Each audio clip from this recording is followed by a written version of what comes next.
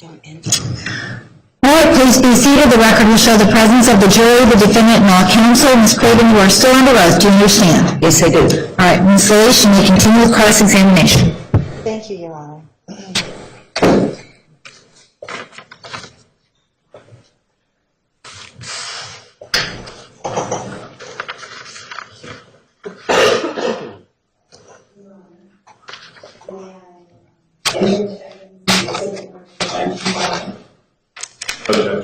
Exhibit 25 is admitted.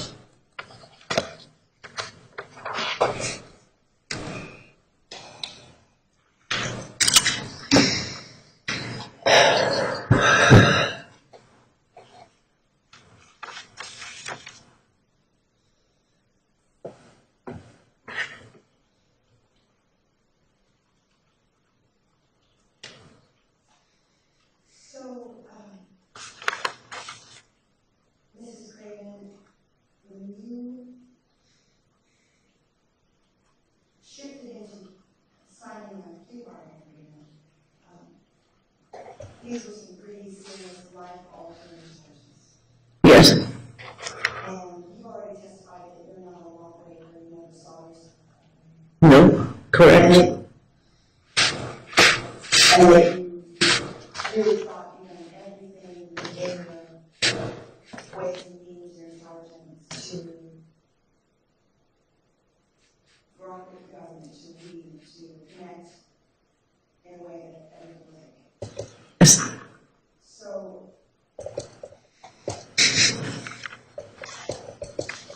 is it true that when you signed it, you felt you had a hope? Did you think that was just a real mistake?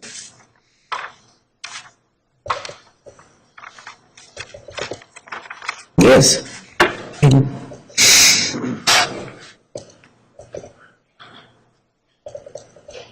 Well, your family would not want this to happen to you. No. Let this happen. But you would. Go.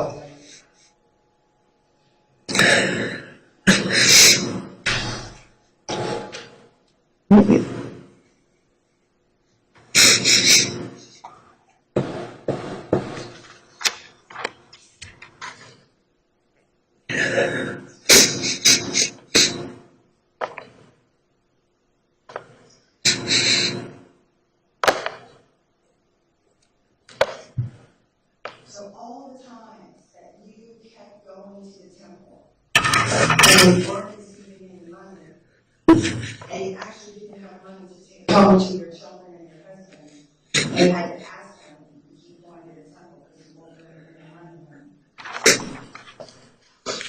When you were going through those sort of heroic moments through the temple to keep going, did you ever anticipate that it would end like this?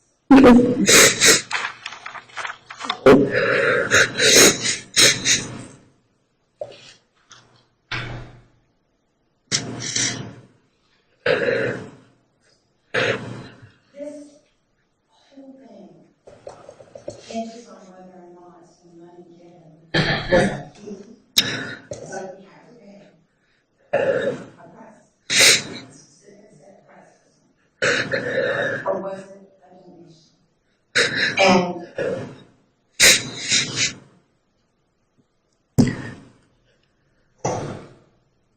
in your mind and your own personal ethics, did we set up the receipt of donations in such a way that we accepted it if no one gave money? Ultimately, we just accepted that as part of what we were doing. Yes. And the state is saying that the people that gave the requested amount on most occasions did so because it was a fear of promise. Do you remember having a conversation in the Mel House on 68 about, there was a conversation about letting people just call up and offer whatever they wanted? Do you remember having any conversation with Rada and I about that? That we might just not have a requested amount, there was a little talk of that. So,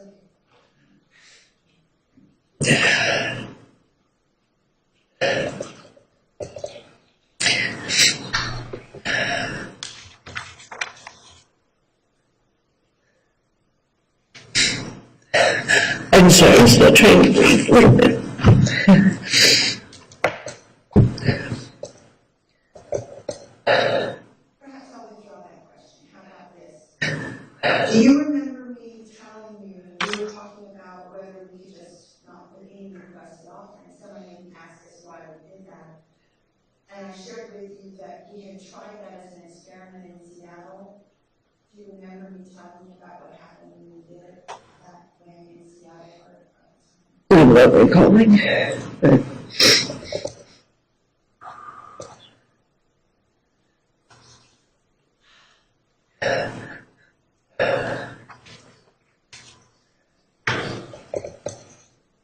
Mrs. Craven, was it your understanding that we had done everything in our power to receive donations and use them in a way that the church would use those funds? yes, Do you remember when the newspaper article was about to be published and there was that kind of deadly silence because they hadn't published it for Valentine's and they hadn't called us? Remember that kind of yes, what happened? We all what? And there was an email sent to the board, maybe it was a conversation, but there was a little bit of a concern about how she might represent the nature of the donation of some place seekers. Do you remember any of that? We talked about, with a lot of publicity, there might be an unnatural magnetism. Do you remember talking about that people who would normally be attracted to temple for the right reasons might just come to temple and not have a relationship of any kind, just have a ceremony and leave. They weren't going to leave with us. They were just going to maybe abuse the idea that. Do you remember that? yes, I remember. There was, yeah, That there would be an unnatural interest. yes, And that people who weren't respectful might then take advantage of the way we do things. yes, Remember that? yes,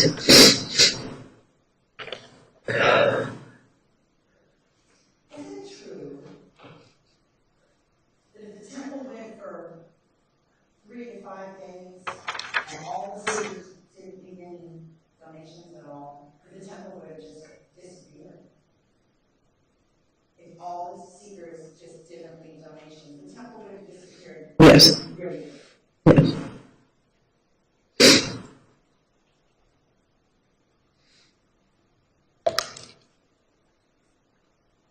The requested offerings at the temple all added up to 6, the number of Venus and Chaldean numerology. yes. So, did any of the seekers ever ask you, what's the 204? Yes. What did you tell them? The God is famous, the number 6, that was her number, and we wanted it to always be blessed by love. And so, did some of the gentlemen ever say, is it okay to leave more? Or did they ever react and say, did anyone ever talk to you about that amount? You need to say, if the seeker said this is a requested amount, what would you say? It's a donation. That's the requested donation. Did you ever hear of people coming out of chambers and they're reporting to you in the office and they received $60 or $80 or $120? Yes, And that didn't happen a lot, but it happened when, if people gave me nothing, that did not happen that. no, But it wasn't unusual for someone, even a temple member, to some leave a little less, because maybe that was their finances. They might leave less and still come back another time. Does that sound right? yes.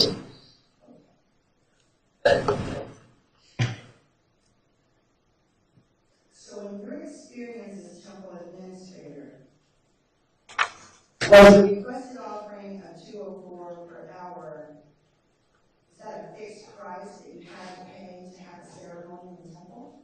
Or was it a requested amount that had a lot of squeegee in it? There was a lot of scooting room. So it was not a fixed. No, it was just, it was what was requested, and what was left was up to them. And some practitioners would come out of their chambers delighted they've been blessed by more. Yes, And some of the practitioners might come out and be a little disappointed. Do you remember there was a policy that the first $100 would always go completely to the practitioner regardless, and the next 20 went to phones and steward? yes, And then after that, they could make a donation to temple in the amount that they wanted, if it was less than the requested. yes, So basically, there was just sort of a little structure in place so that everyone, it was fair to everyone. yes, And we viewed the phones, the steward, the temple administration, the teachers, those were all separate ministries yes, that were overlapped. yes.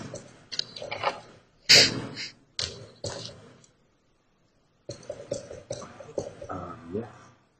Not the whole package. Let's just take this back.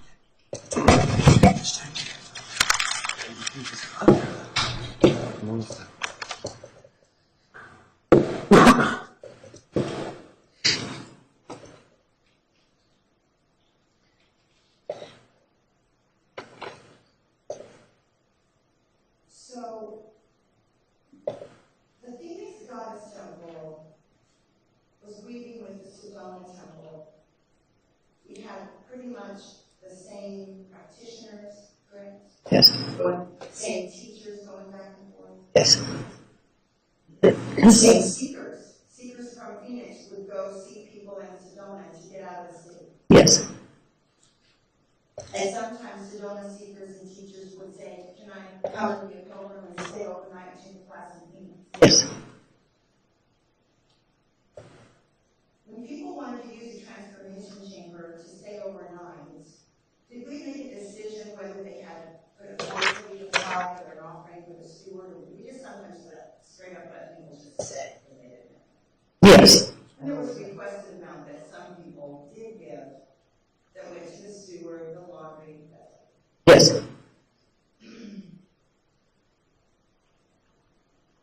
Did you ever stretch it all that well in your entire life?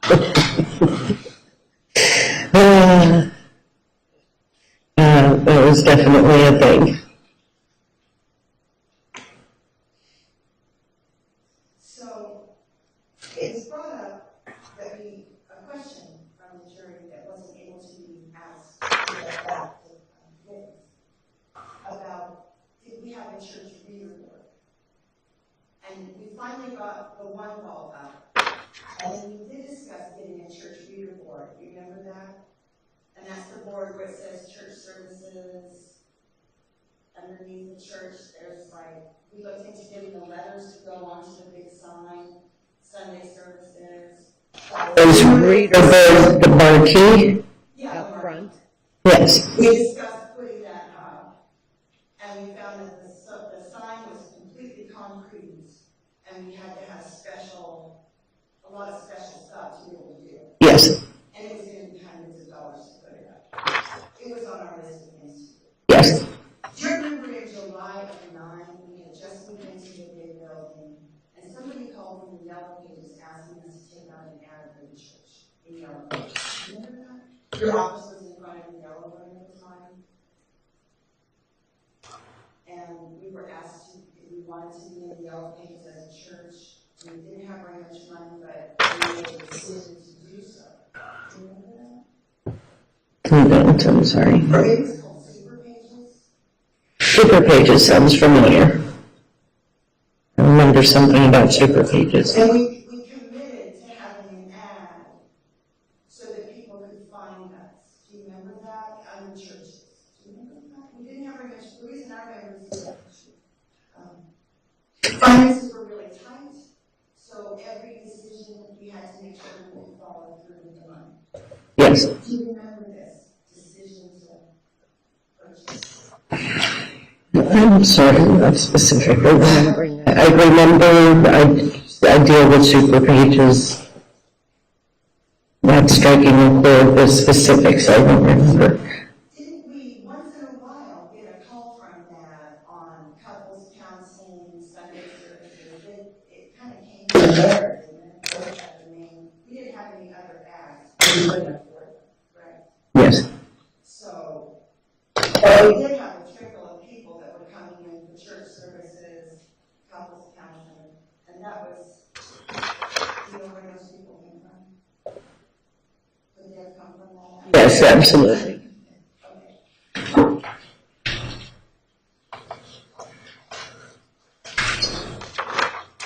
Do you remember being invited to go to the hospital and present our religion with other religions? In the fall of 9? Yes, I think that was the meeting with the nurses and that I was remembering yesterday, yeah. And they reached out to us because we were on a church list. Yes.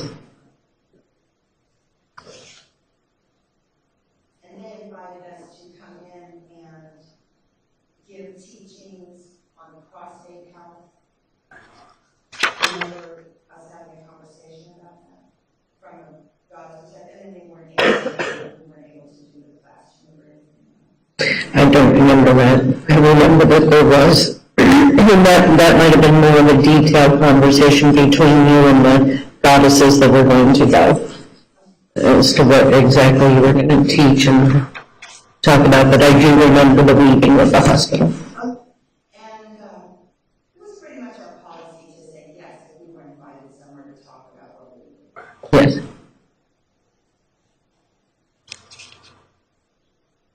Isn't it true that some people just lit up with the idea of what we were doing? Some people just thought it was. Yes. Isn't it also true that some people just judged the heck out of us for what we were doing? Yes. Weren't we leaving with the college at one point? Yes, there was a few times groups of us went out to the religious studies group. Miss Elise, next question, please.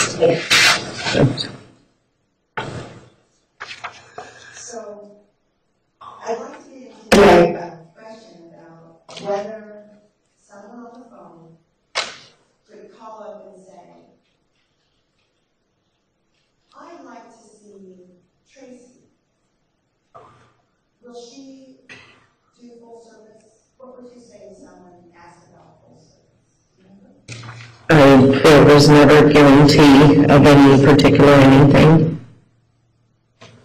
And was there another portion where you would say that doesn't, if you need that temple's not for you? Yes, if they would push or insist on some kind of guarantee or something, I would have to end the conversation and tell them this is not. And you weren't doing that because of legalities, you were also, I mean, maybe that was in there, because we did talk about the legalities, we tried to not break the law. Do you agree that we tried to not break? Yes. That we understood what the law was and we were trying to not do that. Yes. And so,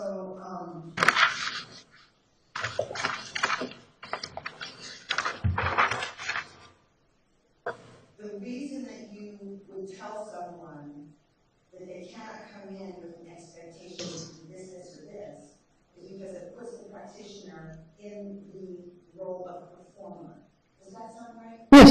That they're going to have to act out someone's prearranged agenda, and then that person will give them money for doing that prearranged act. And that's what we do not want to do, because it wouldn't work for the practice. Do you agree? Correct.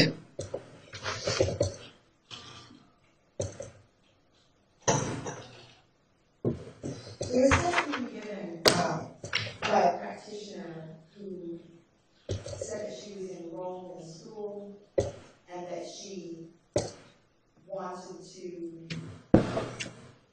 be in Wayne Clayton's program, and then you were pulling her out of class to do ceremonies, to do sessions, and that was a pressure for her to make money for the temple.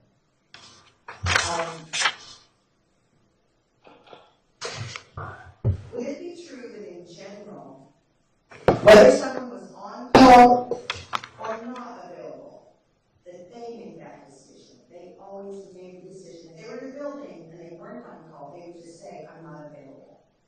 Anyone could come to you and say, I'm not available, I'm in the building, I'm not available. Is that true? Yes. And anyone could do that at any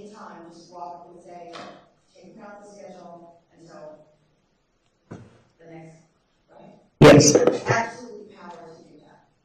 So, does it sound like you would have done that, gone into class, pulled someone out, to make money for the temple? No. Could it have been that she was really financially needy and she said, yes, call me, because I need the money? You don't know. I don't know. But your policy would be, you would never, they're either on schedule or not, and it's their decision. Exactly. And it was also true that people could come in and say, I'm in the building, if someone that I know, one of my devotees calls, I'm available, but otherwise I'm not. People would say all kinds of things like that. All kinds of things. So you had to keep everybody's agenda for the day kind of in your head. Yes. People would walk up, take themselves off the schedule, not even tell me, and walk out the door. And people would call, I'd look at the schedule, and I found myself alone in the building a couple of times, nobody even told me they left. People were absolutely free to come and go as they please. And so that's when you and I took pride as temple keepers to hold the space no matter what. As practitioners could lean on us, and we didn't want to lean on the practitioners. We wanted to be with them, but we needed to be a source of support for them, Yes. not need. They expected us to be a source of support and power for them. Yes.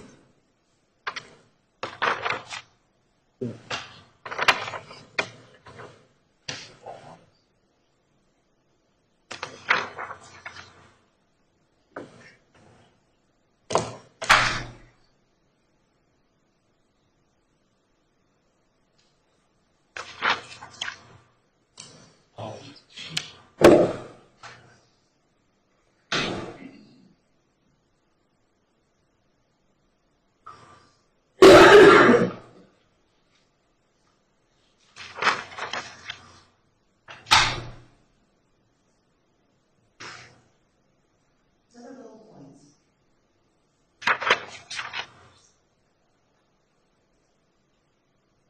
When Reverend Jimmy was with us, he had his own church structure. Yes. And he was able to run credit cards for us if we needed him to. He was able to run credit cards in nine, and we needed spring and ten, we had fall of eight and nine. And then later Sedona Temple took over running credit cards for us if we needed to run credit cards. That's something like we needed to run a credit card, we would use Jimmy's, which was a nonprofit, or we would use. Do you remember that we were able to run credit cards with Jimmy Yes. and with the Sedona Temple? Yes. So we had credit card capability, but we didn't promote it. And it was generally used for tuition. Is that right? Yes.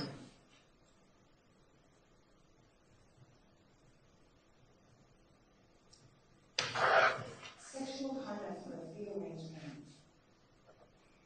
Sexual conduct for a fee arrangement. Do you feel like the people who came in undercover followed Temple's arrangement of how we view everything and how we, our rules? Do you feel like the undercover police kept our arrangement, the arrangement we have with our supers and members? Objection, Foundation. Sustained. Approach, please.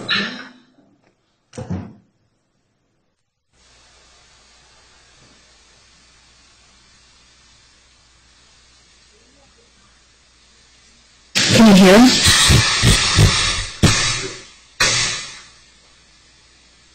Can you hear now? Okay. All right. Why don't you speak to Mr. Green about what that means, Foundation? Yes. Okay. Yes. Thank you. I'll ask for some information.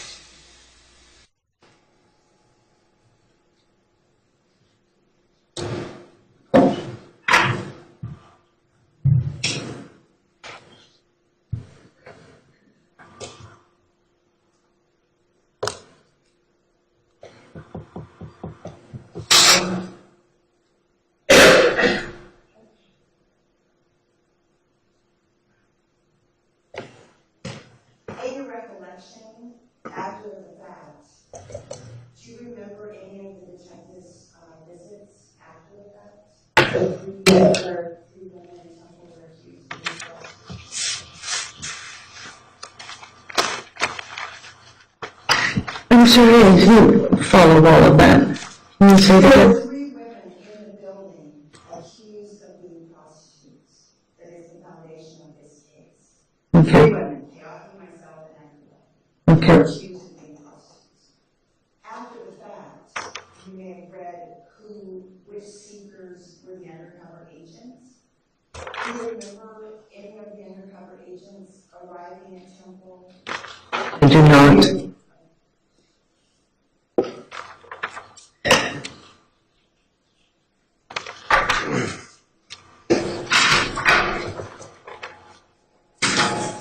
The two witnesses, the men and women who came to Temple, were generally respectful and followed our orders about confidentiality. Yes,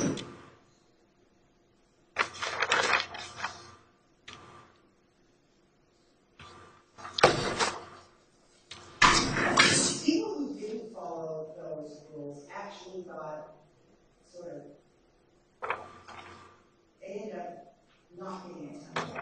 The frequency didn't match and they would eventually not be there. correct. They usually kind of stuck out like a sore thumb. Yes. Do you remember a young woman who went by the name Carmen? She was very young. And she was in there. Yes, And she's also the daughter of a minister. yes, And she was on fire with her training, the time she was reading books, and she was kind of doing her own self-study while she was in hair school. And she began to practice with us. yes, And she practiced with us for about a year. And then we informed her that she had, because her hair, she kept saying she couldn't take all the classes because she was in school for hairdressing. And then she completed, and the agreement was that she would choose college in Temple to be able to stay. Remember that? yes, And there was some emails that went back and forth between me and her about whether she was going to be on the priestess path or whether she was going to get to certification in Hawaii, something like that. She had committed to it. right, And she was a very young woman. She was in her early 20s. yes, And our concern was that she was operating happily without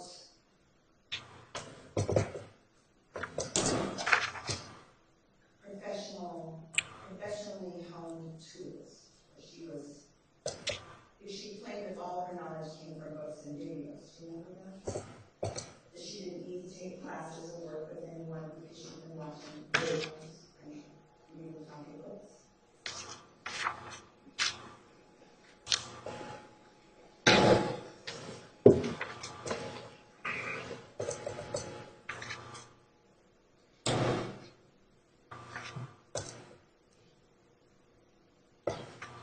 I don't remember specifics. I remember a lot of conversation about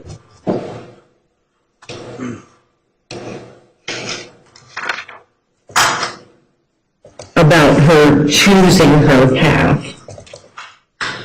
And she did, and we offered a number of options, including being at Sweetheart, and she just said, I don't need any of it, I'm a good practitioner of it.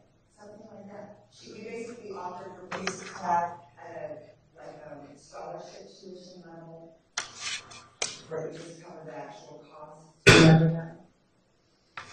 And she chose not to do it, and then she no longer practicing.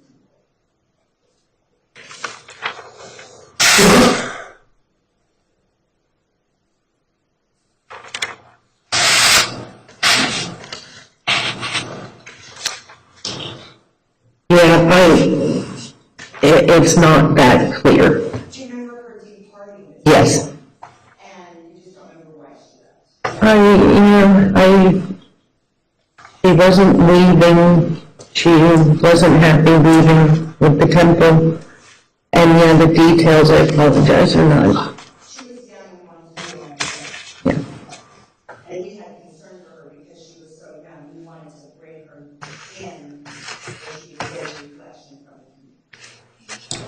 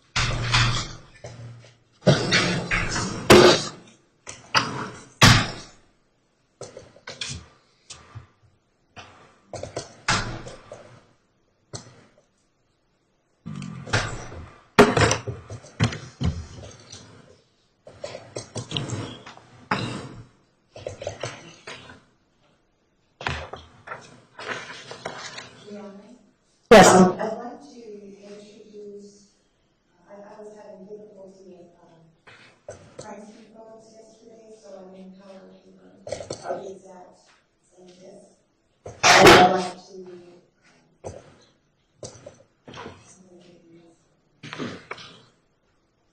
Approach, please. Yes.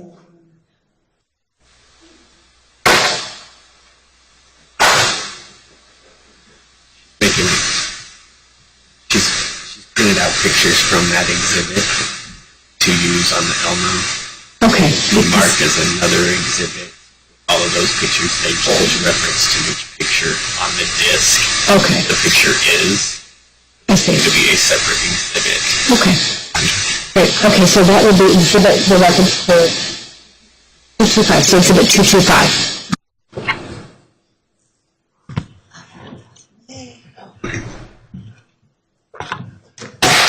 Exhibit 225 will be admitted.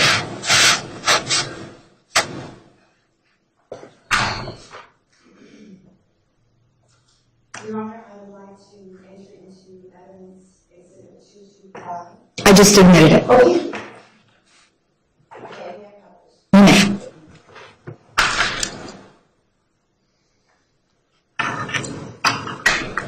so this is the mysterious sign of the School of One at the Phoenix Goddess Temple. Can you just tell us what that one ball means? I don't remember about what it was. That's the yin and the yang and the, oh gosh, it's been so long since I really thought about it.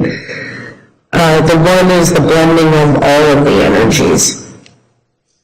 Of the light and the dark and the, yeah, mother and the father.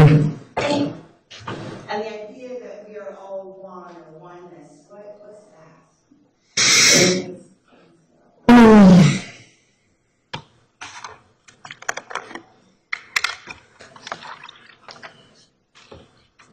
You're talking about Temple of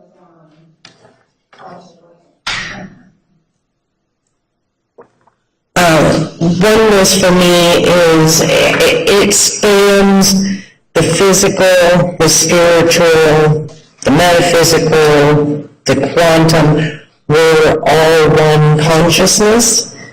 We're all one, basically all one being, manifest in currently about 7 billion ways. And it's all one consciousness, one humanity consciousness flowing throughout. The one is about creating the energetic to bring that to consciousness, to bring us into this one being, human consciousness of understanding. And is it your understanding that unconditional love is what works best to make oneness? Absolutely. And also, we can achieve oneness with how we share energy. Yes.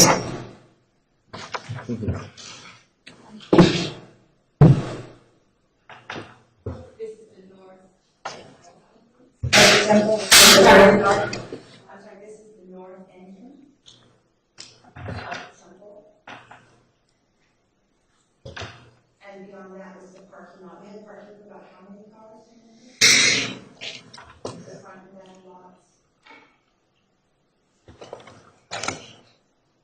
It was about 70? Did that sound right? 67, yeah. And we were actually able to get extra parking from our neighbors, the people who were above us, and then we next door, they let us use their parking lot on occasion. Yes, nights and weekends we could use their parking. So in that sense, they were in the building with us, they moved next door, and liked us enough to be good neighbors and let us use their parking. Yes.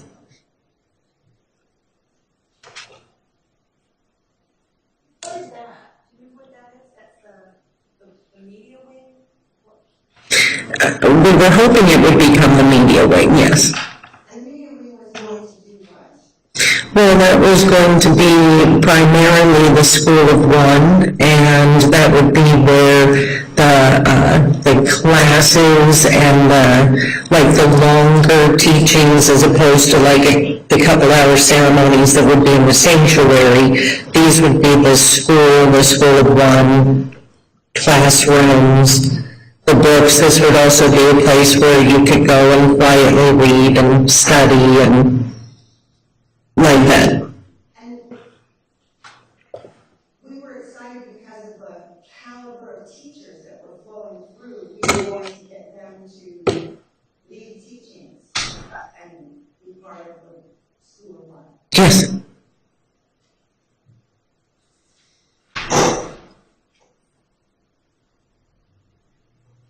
What's that?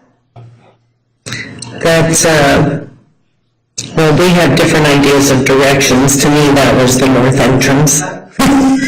The other one to me was the west entrance. So that was the north entrance. Thank you.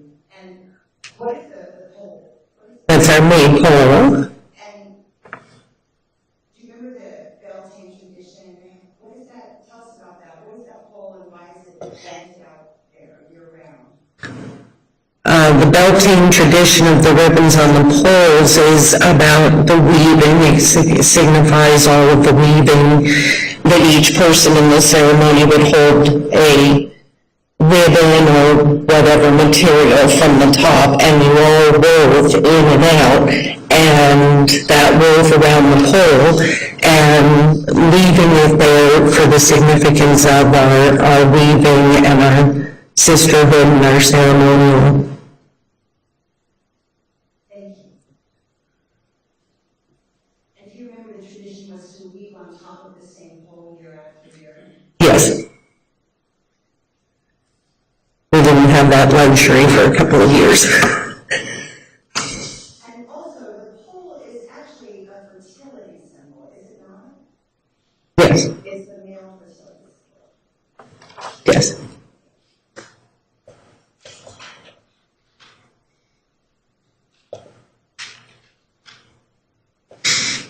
Here's the entrance.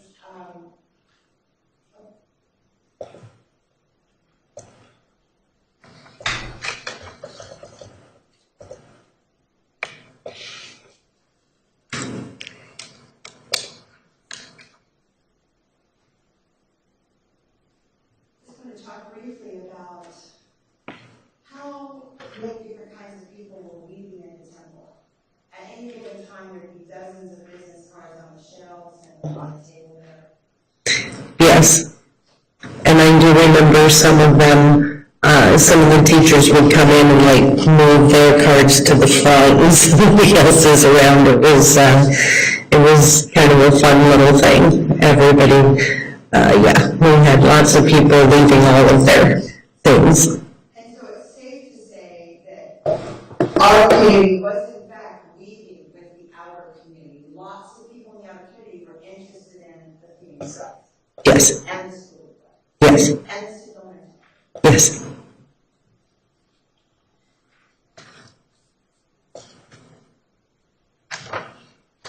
Janet, do you remember making signs and putting them on all the doors? You must be 18 to enter here. Yes, This would be one of those signs. yes.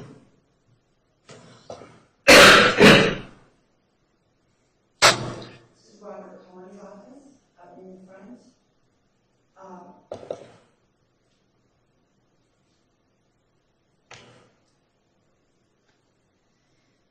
Robert came to the temple with pagan, Wiccan, Hebrew Jewish, and Tantra traditions. He came with many spiritual traditions and shared those with the women.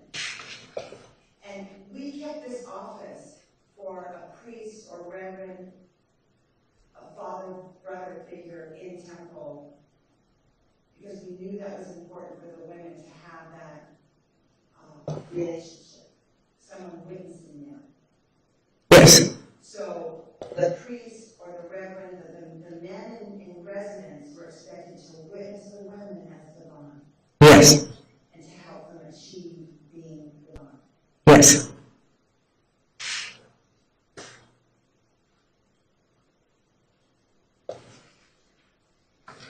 We were also very cognizant of having the male aspect woven into the temple. We wanted to make sure that there was balance, and there was that male aspect for people that felt they wanted masculine energy, counseling.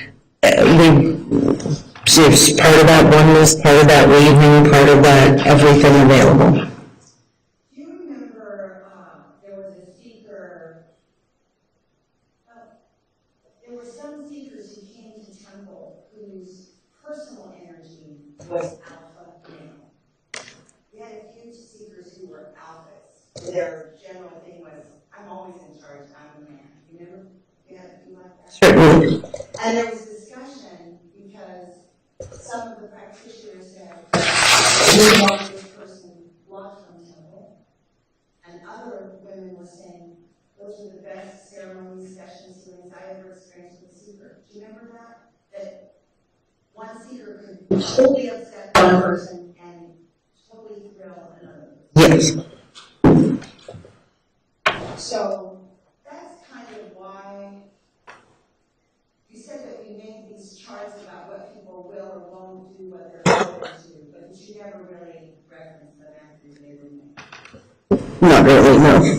And it was an attempt not to sell or promote those activities, but to make the possibility of a good match. Yes. And you testified that you hardly ever had anybody ask for sex toys, strap on them. Not that I recall, really. Did you ever hear Raya specifically talk about sex toys were important to men with ED, men who lost their, that those were an implement for men who lost their power of erection, that she was working with sex toys with men in that category? Do you ever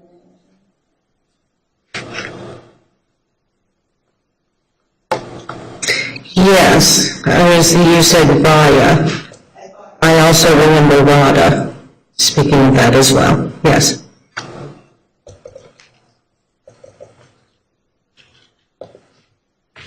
So people in temple were always reading these kinds of books and saying, you should read this.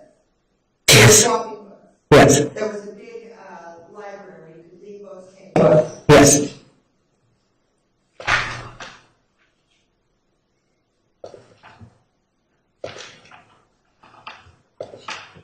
Is our main classroom and chapel where we had Sunday services and all of our larger gatherings. Is that right? Yes. And the second Priestess Path, the one in 2011, they decided to build all the 4 altars to the 4 directions in this classroom. Yes. So not the 2010 Priestess Path, the 2011 Priestess Path installed an altar to, what would have that been, Janet? That would be the root Oh, yeah. fire. Sorry. Element fire. And,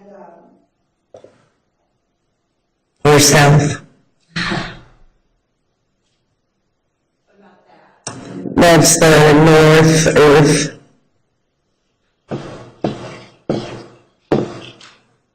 You recognize that?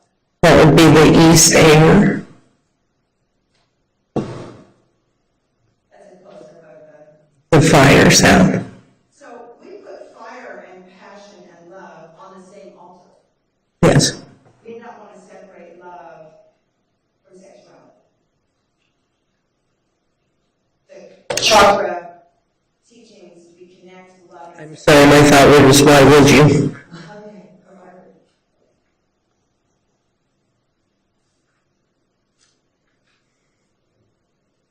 Peach and violet are the colors of carrot. Does that sound right? Yes. Did you recognize this? What a mess. Yes. You probably didn't either. These are crime scene photos, so Okay. goodness knows. That's my office. The temple office. Do you recognize that? Yes. What is that? That's the mother.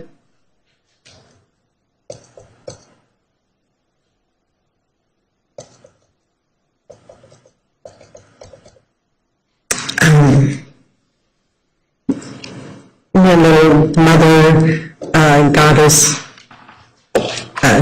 statue.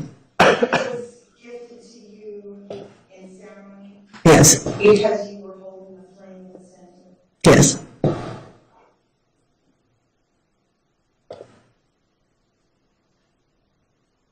So the women and the men sometimes rose up and appreciated it.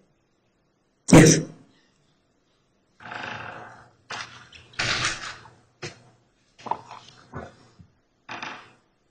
There were whiteboards everywhere in your office. Your walls were covered with whiteboards. Yes. And people were putting their visions for what they wanted to accomplish in the coming year. Yes.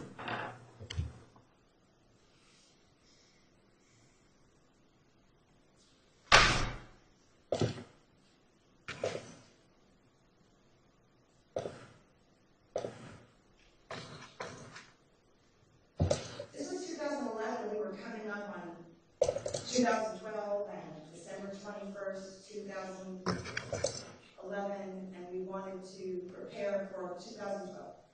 It was a big cosmic Mayan calendar. Yes. Portal. Yes. So, what does it say under action plan? Can you read that? Activate ascension in the rainbow light body. I'm not sure what the word in the middle is. Is this human? Human. Earth Gaia. A In lot of talk about making money, or is there more talk like this? Let's get the word out. more talk like that.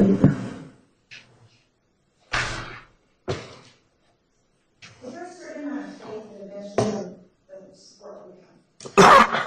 Yes. We just kept going and kept showing what we were doing, and eventually Yes. it would work.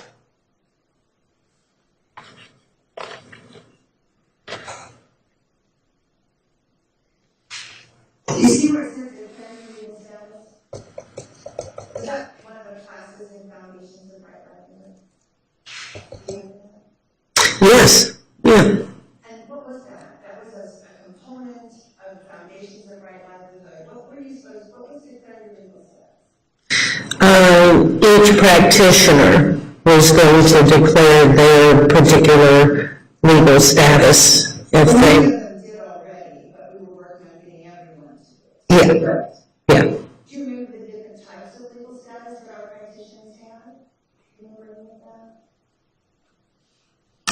that? There were some who were nonprofit educators,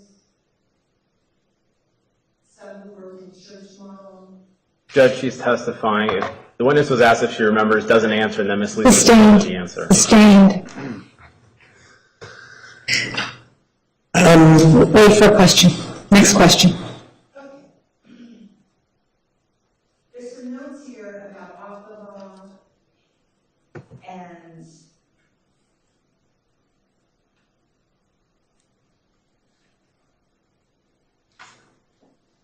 this was our, we were working with, actively meeting with the Native American Church. Yes. The state would like to characterize that as us running for cover, like shelter. And perhaps there is some legal protection in that, but isn't it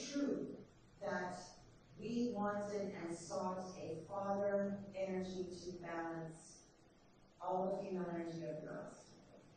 Yes, it was a very good match with their, a little more masculine energy and still worshiping the Mother Earth, the Mother. There was a lot of goddess in there. They used the word goddess, but they held the woman as sacred. Yes, And as the right teacher of sexuality. yes. Woman should teach. Yes, and that blended so well with our appreciation of the earth and the physical and the mother and the material. It was right in with our oneness and our weaving. We thought it was a pretty amazing, beautiful thing.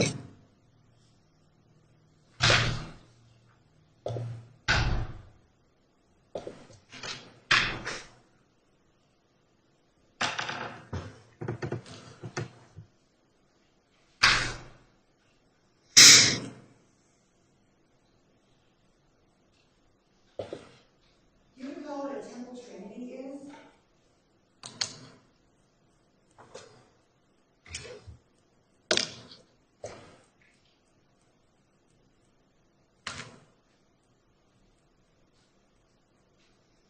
Not at the moment.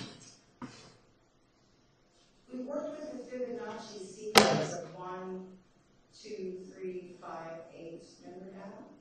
Yes, Rolling spiral. And so, over the time that we were building temple, we observed that when there were 3 people doing something, it seemed to be stable. Remember Yes. that? It moved to stability when there were 3 people committed. yes, So we were creating ministries of 3 to run various things in the temple. Does that sound right? yes. People were volunteering to say, I want to do this. Okay, yes, And we were making a list to get 3 for every one of those. yes, And the goal was for me to not be on all those committees, only to be on a few. right, And that was because we were moving away from everything Tracy says, let's start getting at the wisdom of the group. yes.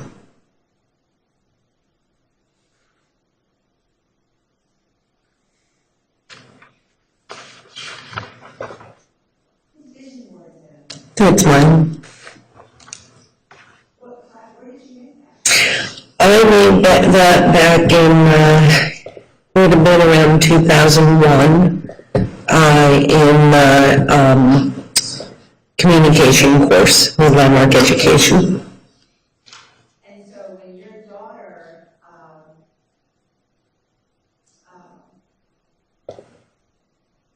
began to teach vision boarding and get that going in the temple, that was probably a great moment, because she was taking something you believed in as a parent and carrying it forward.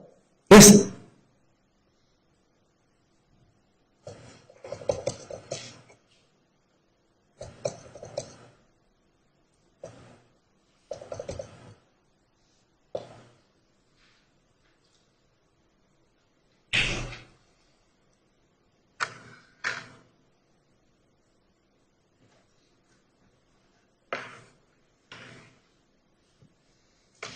Is this your whiteboard?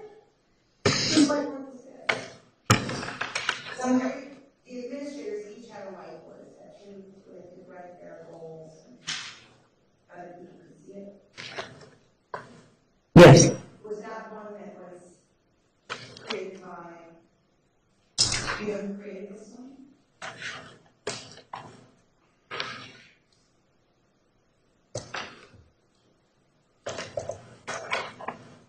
I think that's me. And probably working with a few people. World-class organization, who brought that phrase? I did.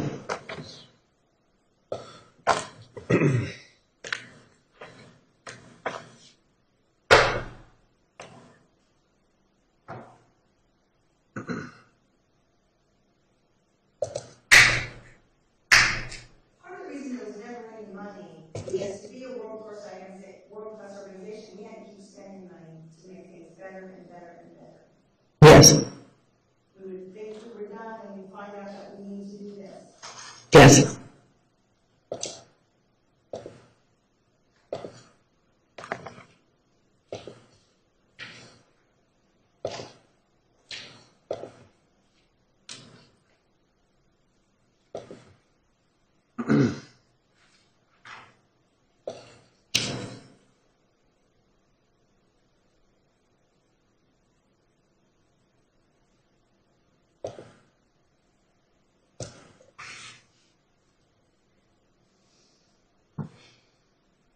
Did you, perceive that the main thing that I was teaching was magnetic touch when I was with my main, as a teacher, I taught magnetic touch. Yes. In the building, short classes, long workshops, and training. Yes. Do you remember anybody coming out of class and talking about they tried some of these things? Gypsy came out of class, the magnetic touch class, and she spoke about what she experienced. Do you remember hearing anyone speak about it?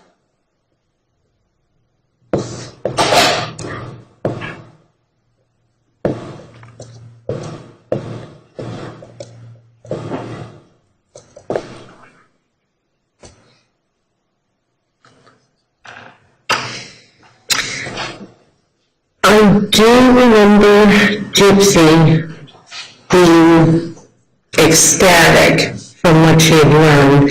I don't remember the specifics of what she said. I believe she and Robert paired up to do that class, and I remember she was pretty amazed. And if I remember correctly, Gypsy wanted to go now the direction, modality of the magnetic.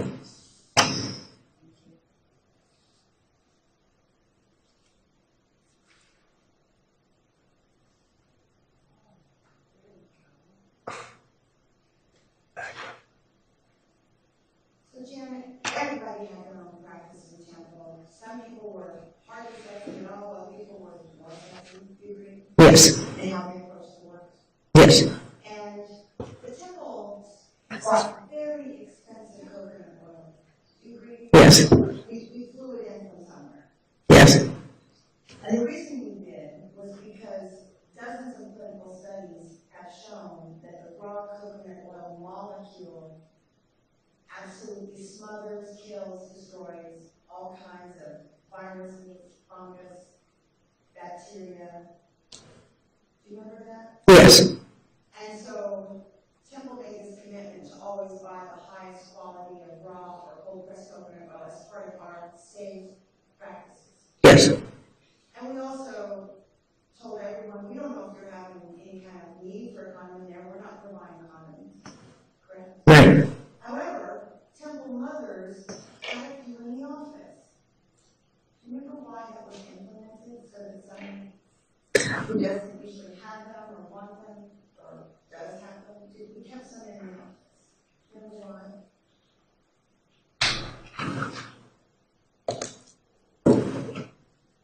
In support of safe sex. yes, I was gonna say if there was a need, Even though they were supposed to bring their own, as Temple mothers, we wanted to make sure if you needed one, there was a way to get one yes, without being in the bill. yes,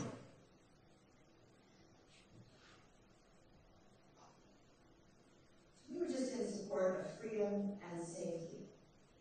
Freedom and safety. yes.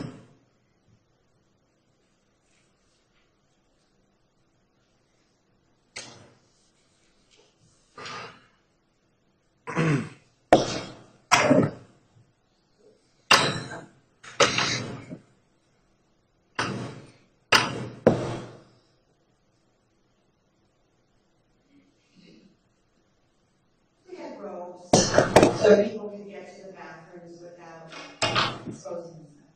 Yes, There was a realm of modesty in hallways. yes,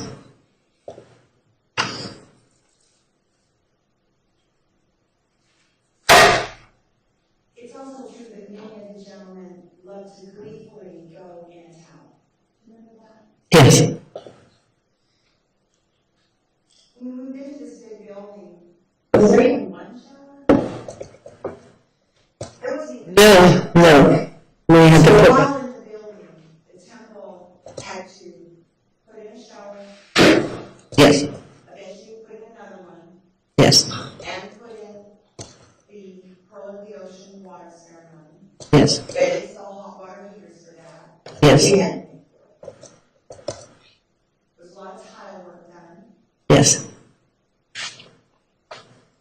In the kitchen, you had to install something, stove. The kitchen didn't have a stove. It didn't have a refrigerator. we didn't have a refrigerator, So we ended up buying 2 or 3 refrigerators. So the money that was coming in was always being used for community yes, and to improve the facility yes, and to get the best teachers in the building. yes.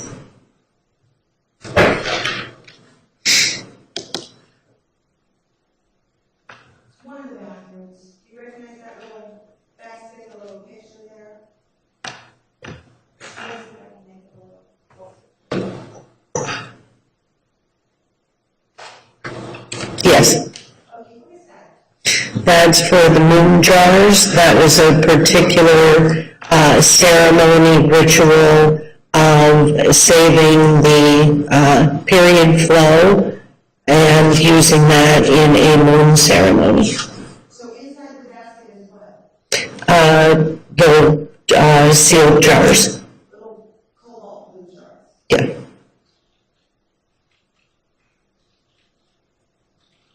These were set up in 2 or 3 of the bathrooms, the dressing room, they were set up around the time. Yes. Do you think all the women used the blue jars? No. But a number of them did participate. Yes.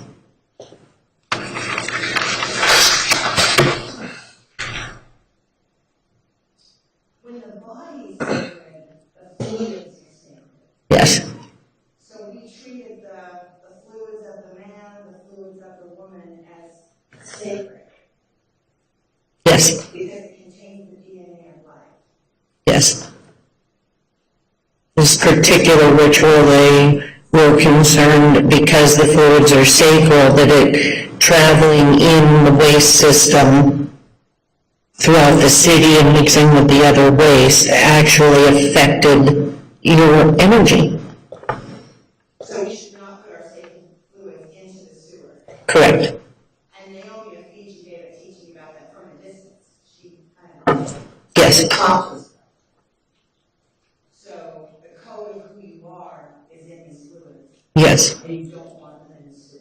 Correct. Do you recognize this room? Other than it's orange. I was going to say, I can't quite tell which color that is, that orange room. Yeah. This is the room directly next to your office. Yes. It's the room I practice in most of the time. Yes.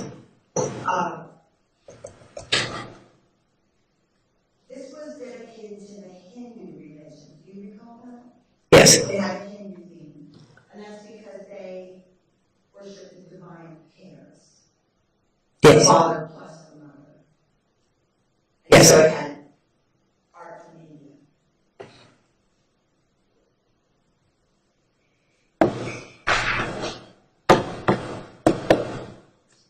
We asked an artist to come down from Sedona and put these right on the wall, right? Yes. And do you remember what we paid to have someone do that? We actually paid someone to do that. I remember it being quite a bit, and I don't remember the exact number at this point. We did this because we thought it was so essential that everyone understand what we're doing. So that everyone, the teaching, or teaching, So the teachers could actually get the chart. yes,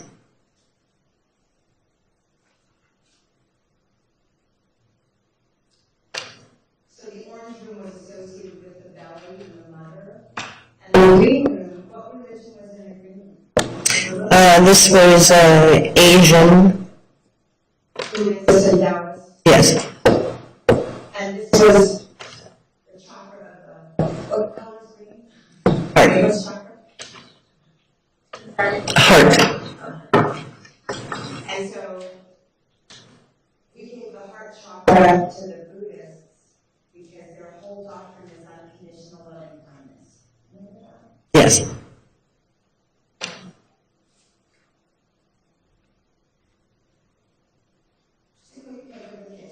So people were always eating there Yes. and cooking their own food, Yes.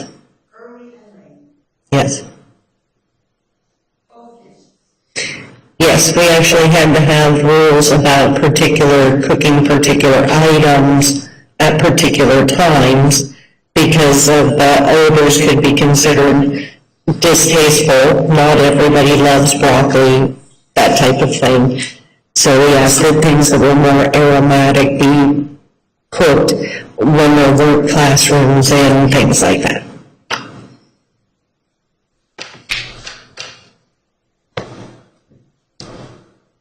We really took it serious to keep everything clean.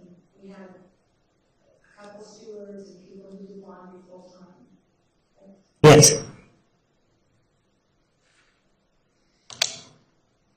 Do you remember what religion the purple room is?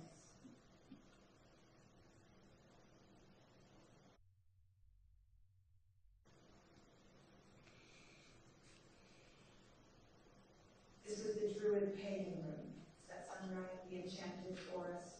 The Enchanted Forest, yes. And that's because pagans and Druids think the creator is in nature. Yes. And the trees are their sacred shelter. Yes.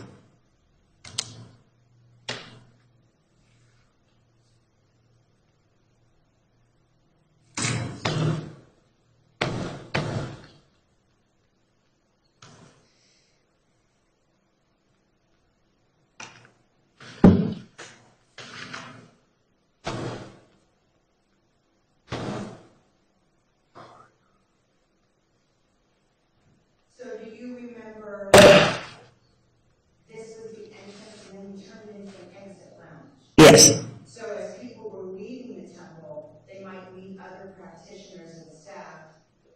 This was the practitioner and staff break room, but people could walk through it as they left the temple. Yes. Which allowed them to meet other temple people. Yes.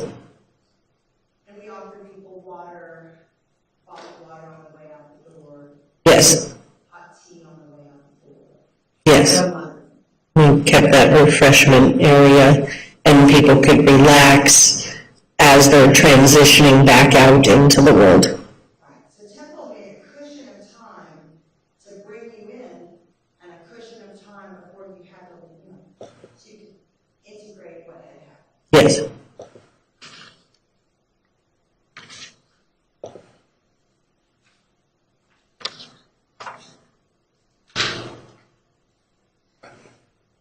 So Egypt was our inner sanctuary where the Mystic Sisters met. Yes. It's where we had our High Holy Day esoteric ceremonies. Yes. Was the Phoenix Goddess Temple prone to sex parties where people got naked and had sex?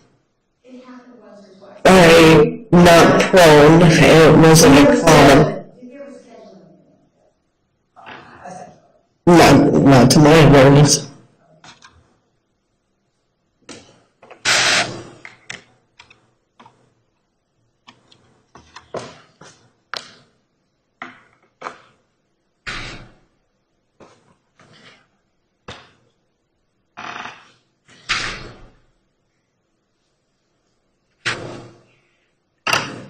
This is one of the extensive improvements. We put another shower in. Yes.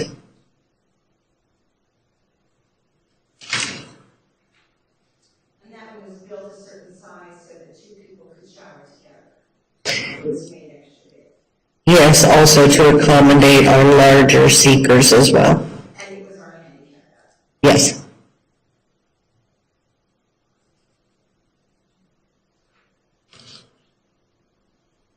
I forgot to ask you, so the color for Egypt, do you remember the color for Egypt? Because they all had a color.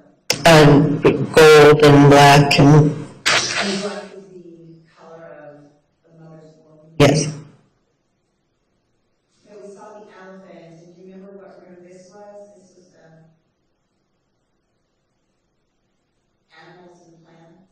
Yeah.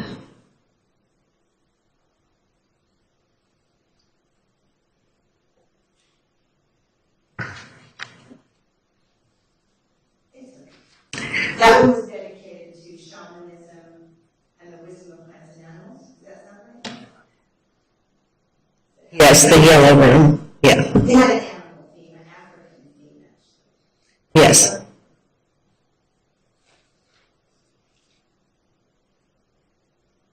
That's a better picture of it.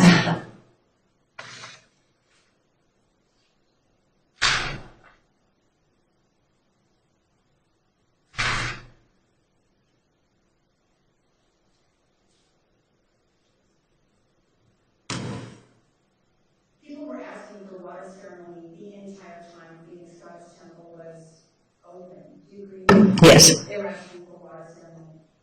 And that's because the goddess and the ocean, long marine, it's all connected. yes.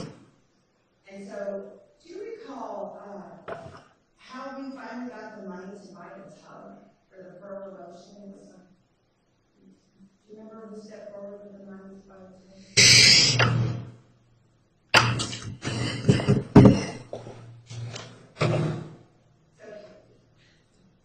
Do you remember Sylvia loaning money for the tub?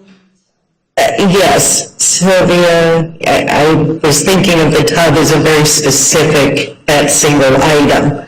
The entire thing, yes. Well, we had got the tile bill, but we still didn't have it. Did it go that way? We chose this tub without jacuzzis so that we could do essential oil Correct. The salt ceremony, salt oil. oils would run the jets, yes. And it's also true that the staff and practitioners would go in there, fill the tub, and sit around in a circle and have their talks and with their feet in the water. Yes, That's pretty routine also. yes.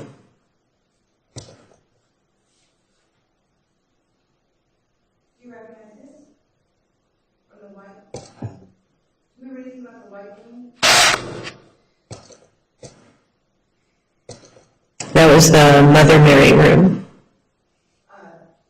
It was the Christianity room. We had a room dedicated to Judeo-Christianity. Is that something? Yes, Or like Christians? yes. Wasn't that the same as the Mary? Yes, I believe Mother Mary and Mary Magdalene were honored there. Yes, And you were the red rose, the symbol for Mary Magdalene. yes, So we actually attempted to honor all the world's major religions in the building. yes, And we actually had a Muslim room with a white and turquoise tent, yes, and that was dedicated to the Sufis, yes. who are mystic Muslims.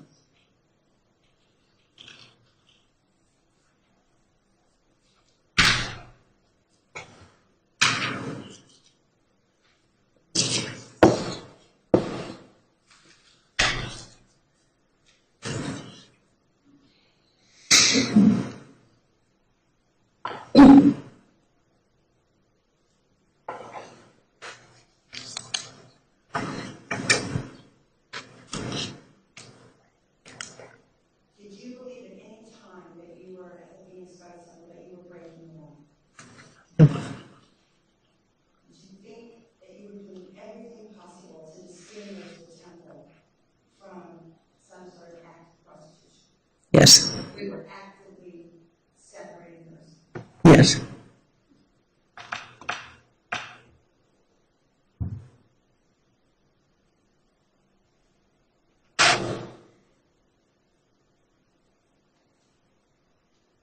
In your opinion, does the world need these temples?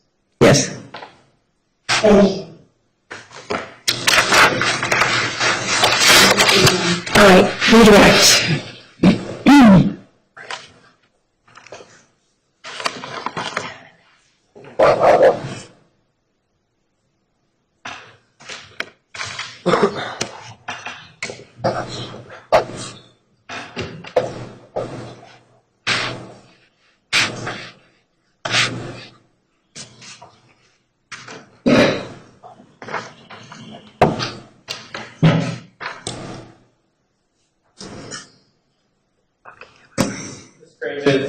Yesterday and the day before, Ms. Elise asked you some pretty extensive questions about not the sessions that took place in the Phoenix Goddess Temple, but kind of the other parts of the Goddess Temple. And I'm referring to what you guys talked about, the ceremonies, sister circles, Sunday services, those kind of things. You know what I'm talking about. Yes.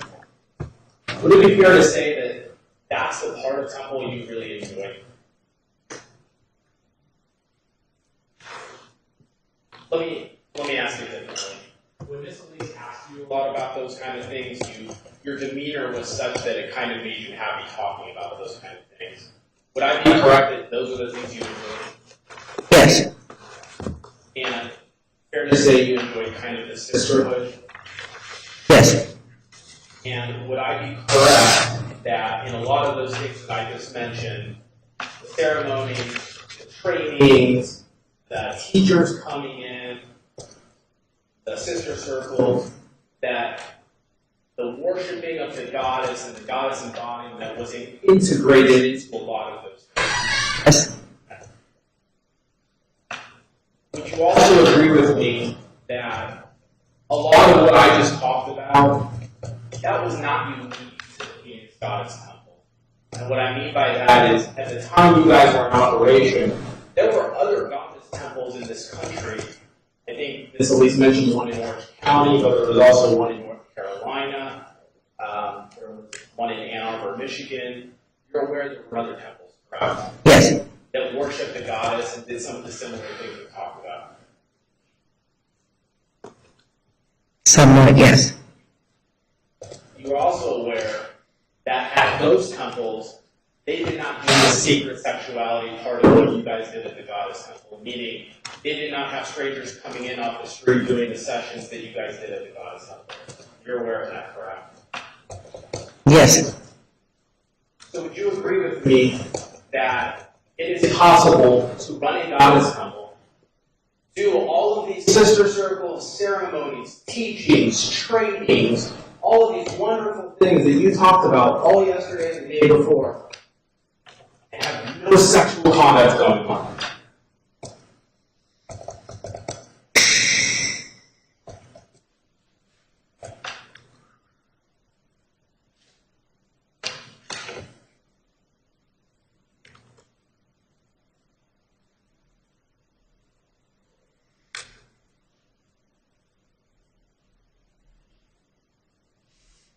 There's a lot of answers.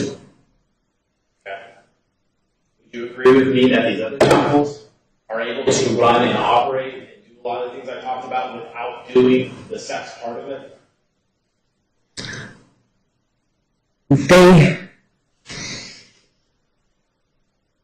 My response to that is each temple had its specific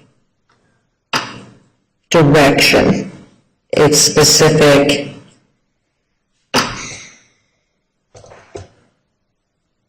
teaching, its specific, I'm sorry, the word isn't coming to me. Are you trying to suggest that each temple is a little bit unique in terms of which direction they went? And tell me if I'm wrong, that maybe in this particular Goddess Temple, the Phoenix Goddess Temple, the sacred sexuality is part of the direction that you guys are going in? Correct. Yes. But even that, in and of itself, you would still agree there are other goddess temples around the country who worship the goddess and do some of the things you guys are doing without the sacred sexuality part. Yes, if that was their direction. And do you consider the worshiping of the mother goddess, and correct me if I'm saying anything incorrect, but the worshiping of the goddess, the religious part of it, you participated in that, correct? Yes. But you didn't do sessions, so you yourself were not involved in any of the sex part. Correct. So you could do the religion without doing the sex. Correct.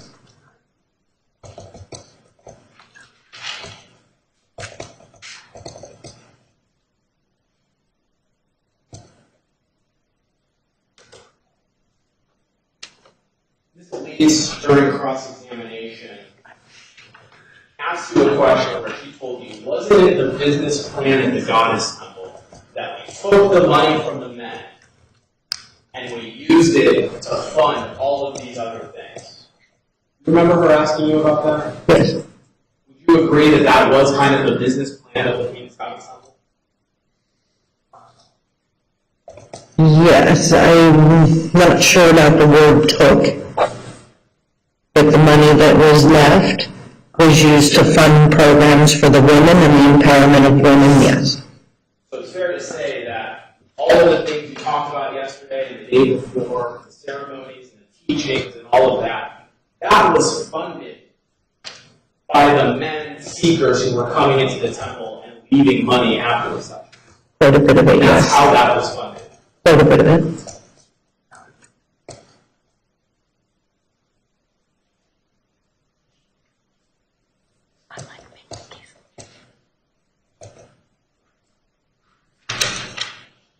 More minutes, so I'm trying to find some short sections. You were asking questions about Bridget. Do you remember that? Yes. And from your answers, it kind of sounds like Bridget was somebody who you kind of had to talk to a lot, and maybe she wasn't doing things the way that you guys wanted her to do them. Is that fair to say? Yes. And this, at least from her questions, at least suggested that maybe Bridget, unlike some of maybe the other practitioners, has an escort type tendency. Do you agree with that?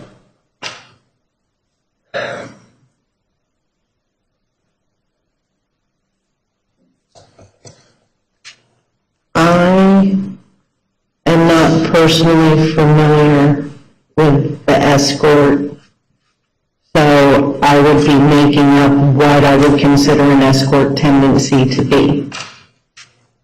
If you want to point to a specific behavior that did not match temple. This Elise asked you some questions about whether Bridget gave off a vibe or an energy that made it seem like she had a past in the sex industry. Remember that?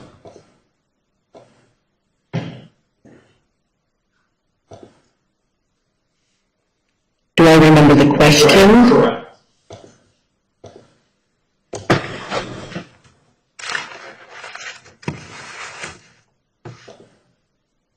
Specifically. Have you seen a document where it was noted that Bridget had escort-like tendencies? In the last couple of days? Correct. I would have to refresh my memory. Let's come back to that. We'll do that after lunch. Okay. I'll show you that document. You were asked about advertising, and this Elise told you that when Rebecca Carrara, who was Aphrodite, testified, that she used the phrase that she would fake it till she made it. Do you recall that at all? Yes. Would you agree that the temple, when they brought women in to be practitioners, accepted women from all kinds of backgrounds? Yes. Some of them had some experience with the spiritual part, the healing modality, this kind of thing. And some women had absolutely no experience. Yes. Agree with that? Yes. Does it surprise you that some of the women might indicate that when they started doing sessions solo, they really didn't understand the religious part of it or the spiritual part of it? They just kind of did what they were showed. Yes. That does surprise you? Yes. Why? Because we had a practice of when women came into the temple, that there were particular, like they would do the whole body healing teaching. They would do ceremonies. They would do particular, it was my understanding that each one of them went through a particular series of learning about the temple, who we were, choosing a goddess embodiment. If they went through all of that and then still said they had no spiritual anything, that would be weird. See, there were two classes that new women were required to take, the whole body healing class and the theory of practice class. That's true. And participate in the sister ceremonies and the moons. They were required to do that. Yes, So every female, in your recollection, has always participated in the sister circles and yes, if there was a Now, I'm not saying every single one participated in every single ceremony. I understand. But if we had a checklist that showed what all the new girls were supposed to do before they started doing the solo session, you believe that in there would be participating in the sisterhood ceremony. Yes. And you think that women who had no background in any of this, taking those 2 classes and sitting through some of those ceremonies, that they then understood and knew the rules?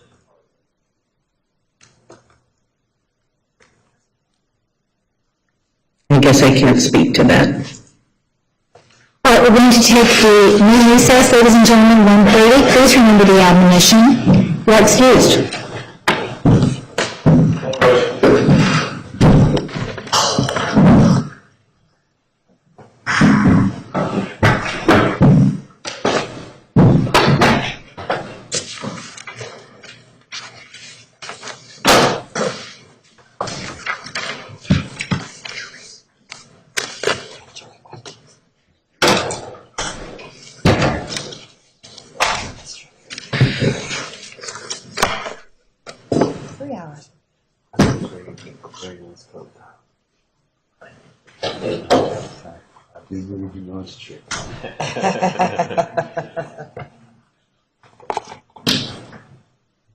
Sylvie's back. We got our balance back.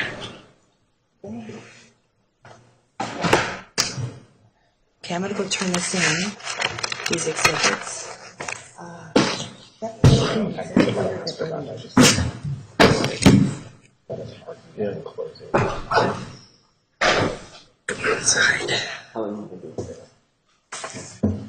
At least an hour.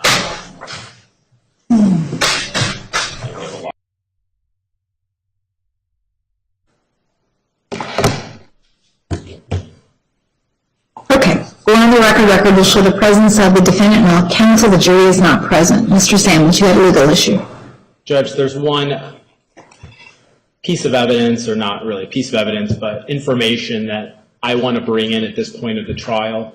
It would probably fall under 404B to some extent, but I believe that there's a proper purpose in bringing it in because to rebut what some of the things that Ms. Elise has presented during the trial.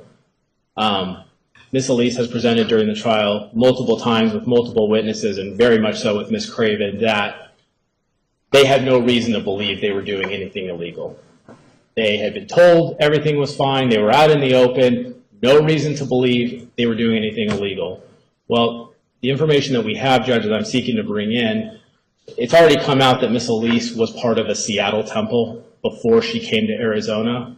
Well, what hasn't come out is that after she left that temple and came here, first of all, that temple had the same system set up with seekers, gatekeepers, goddesses, practitioners, money left after the session. Well, that temple was raided by police and the owner was prosecuted for prostitution. So, and Ms. Elise knows that, Ms. Craven knows that. So this whole idea that, well, nobody told us this was wrong, nobody told us this was illegal, we would have stopped. It's not true. They had reason to believe this was illegal because the former temple that Ms. Elise helped operate was shut down by police. So I think that Ms. Elise has opened the door, and I should be allowed to rebut the arguments that she's made to the jury, especially with Ms. Craven, about this idea that they had no reason to believe that what they were doing was illegal. Your Honor, as always, the truth rests in the exact choice of words. And I have already disclosed key correspondence to the state and to yourself in September of 13, a voluminous filing that was the history, my history. And in that, there's a number of emails which disclose why I left the temple in Seattle. I left the temple in Seattle when I announced it was going to be a church and a school, and all these kinds of requirements were going to come in. And the women actually rose up and said, we don't want to do it. We just want a nice place to work. And so I can bring in emails and witnesses. I already have my sister scheduled. She was there at that time. She knew me very well at that time. So I'm happy to speak of this prior bad act as long as I can bring in all of my documentation and witnesses to discuss that time period in my life, why I left, what sort of schism happened between myself and the majority of the women at the school of, what was called the School of One at that time. And there was a very big schism, and I also understand, and I don't know why they're not dealing with this information. They called for a report of what happened with Rainbow Love Sacred Temple. They got a complete police report on the entire investigation, and my name does not appear anywhere in it, and yet they're implying that I had something to do. We actually didn't speak for a number of years because of this schism, Ms. Love and myself.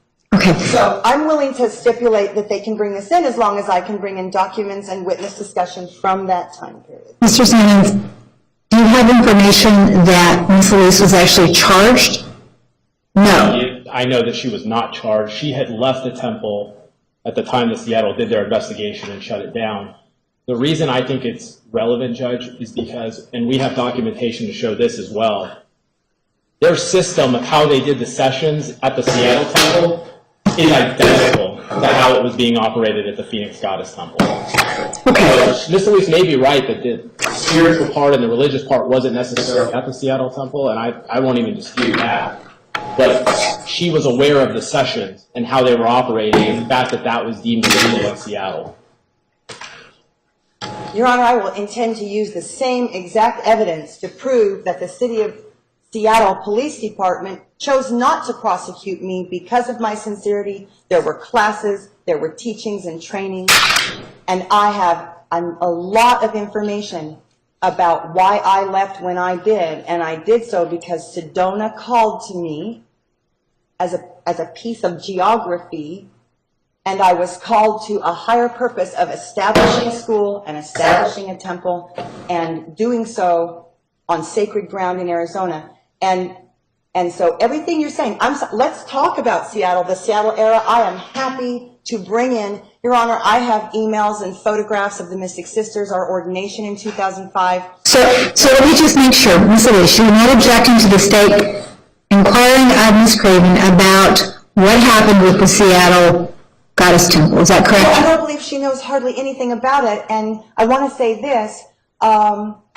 The raid that occurred at Rainbow Love's Sacred Temples occurred 3 years after I had been gone.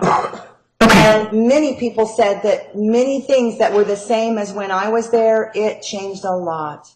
So they're saying this, yet right now they should be able to go to their copious discovery, because I had a copy of it and I saw it. And my name does not appear anywhere in the raids and the discovery and investigation of this, what was called Sacred Temple in Seattle. We had a schism and we didn't agree.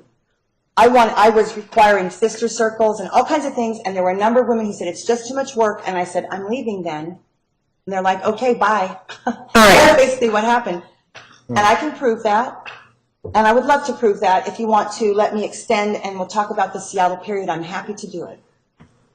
Mr. Sanders, I think you will be opening the door to Ms. Elise discussing in more detail what happened there. So she's not objecting. So since she's not objecting, then there's not going to be any reason for the court to prevent you from going into those areas, with the understanding that she will be allowed to inquire about the specifics of the Seattle Temple and the arrests that occurred there. Your Honor, I've had a couple of practitioners and teachers from the Seattle era offer to come and testify on my behalf. And I said there was no need. They weren't going to speak about that period. So since this is going to be opened up, I'd like to be able to produce a witness or two from that time period, since someone has volunteered to do so. All right, well, let's see how much detail the state elicits from the witness, and if you testify, if there is any testimony or any questions directed to you about this matter, and then we'll take up whether or not you can call additional witnesses. All right. All right, so let's bring in the jury.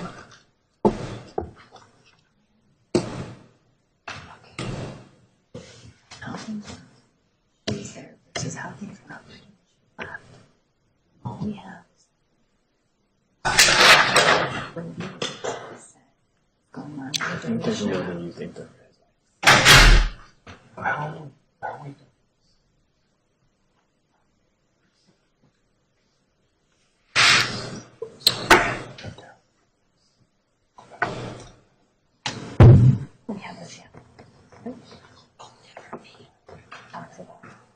Which does. I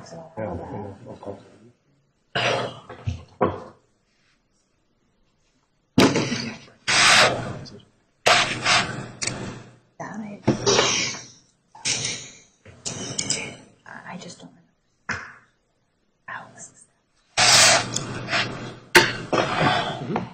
All those two. Send us.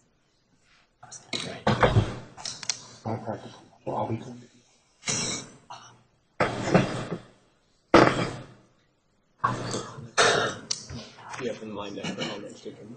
When I'm talking, they're thinking. And it's moving a little bit more detail. So she's doing for what I was, which is that it was set up the same way now. Dennis Hoff is.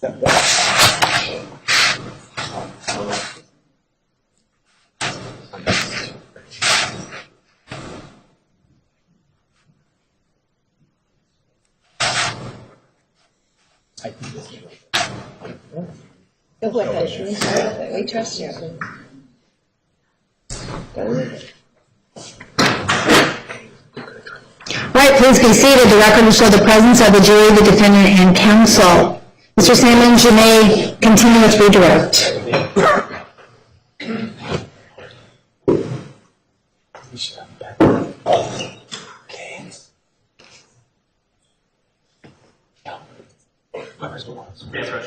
You may. Craven, I'm handing you what's been already admitted as it's 71.003, or at least part of that exhibit. Do you recognize that? Yes, And do you recognize that that's in your handwriting? yes. What does that appear to be? It appears to be a list of the practitioners and possibly issues,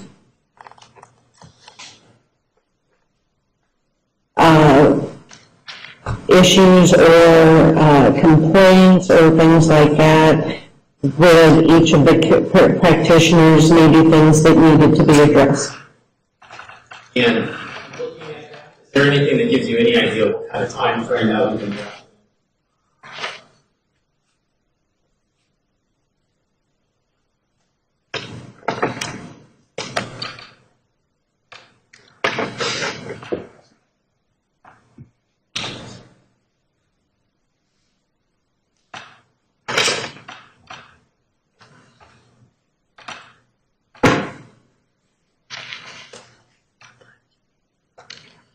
There's no date. I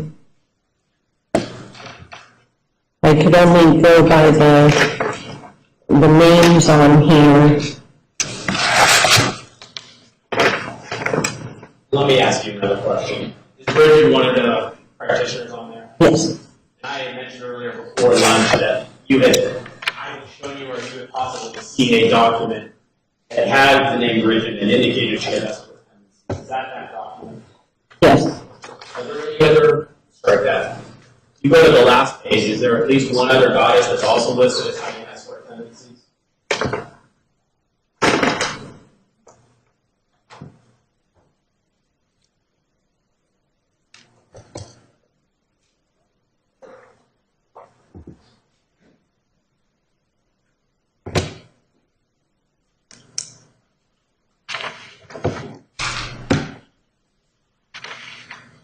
Are you referring to escort mentality? I think I'm referring to escort Venus. Oh, I'm sorry. Not escort, but Venus. which goddess are you talking about? Venus, Okay. It says escort mentality. yes. Were Bridget or Venus ever told that they can no longer work at the Phoenix Goddess Temple? Either you or Miss Louise?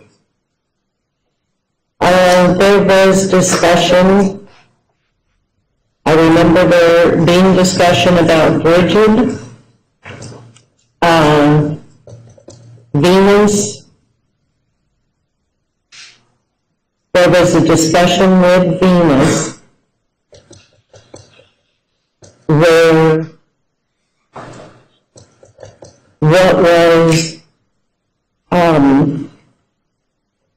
what she was being accused of here, what the complaint was, when we had an opportunity to speak with her, she was able to explain that it was a wording issue with the way that she spoke with the seekers.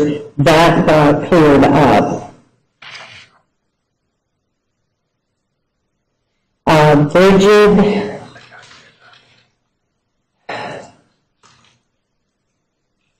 I actually thought we had asked Bridget to leave the temple. That's your recollection?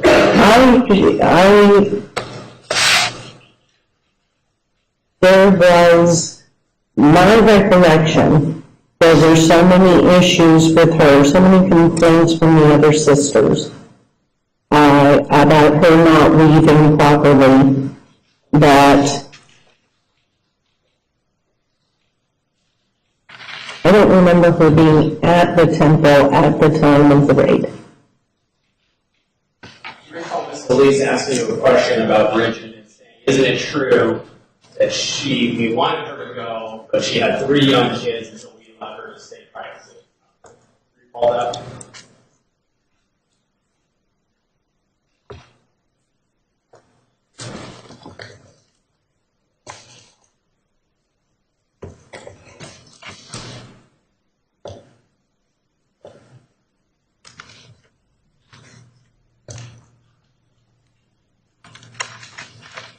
I'm sorry, this was a question that Ms. Elise asked me.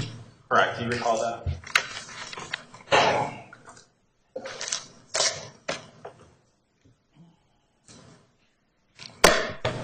Ms. Craven, over the last couple of days, you've recalled a lot of conversations that occurred 5 years ago. Do you not recall the question that was asked of you yesterday?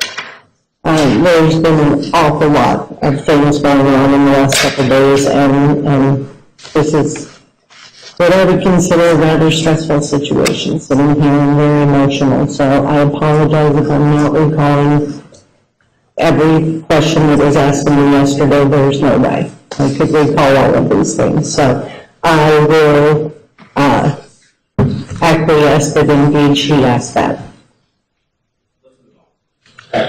You may. The statement of commitment exhibit 17, which I believe Ms. Elise is. Any objections, Elise? No, that's fine. 17 is admitted.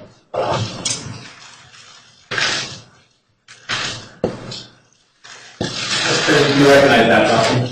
I do. It's the beginnings of the goddess orientation checklist. And would you agree that that's a document that kind of informs the new goddesses or practitioners the steps that they have to go through in order to start doing soul sessions? Yes.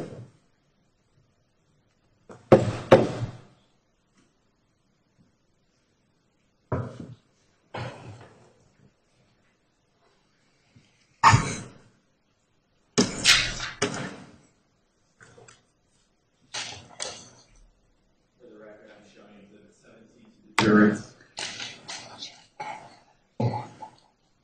Is there anything in this checklist, Ms. Craven, about attending moon circles or sister circles? Not on this particular document, no. Now, number 6 is the 10th theory of practice. Do you recall how long that class was?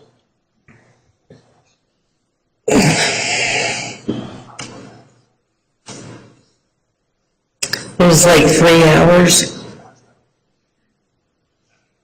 And had you ever attended any of those classes? I attended theory of practice once, yes. And that was taught by Miss Elise, correct? Yes.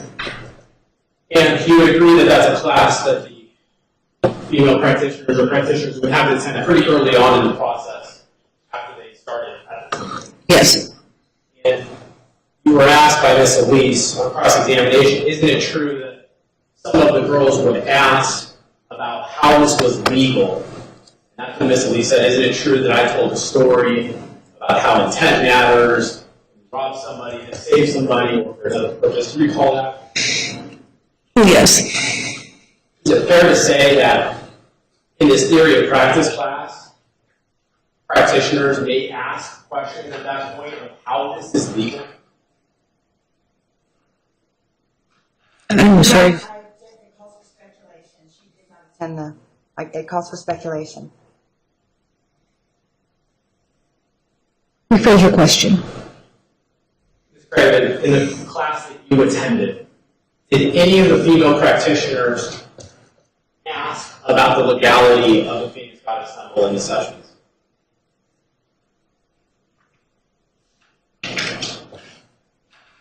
I couldn't say specifically. So when Ms. Elise asked you in that class, isn't it true that she tells this story to explain the legality?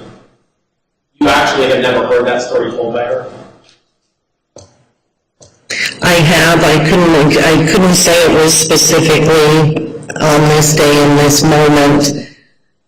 Tracy and I have had so many conversations over, such a long time. A specific moment of hearing a story or having a conversation was nearly impossible to recall. Do you recall a part of that class where Ms. Elise explaining to the students the legality of what they did or why it was legal?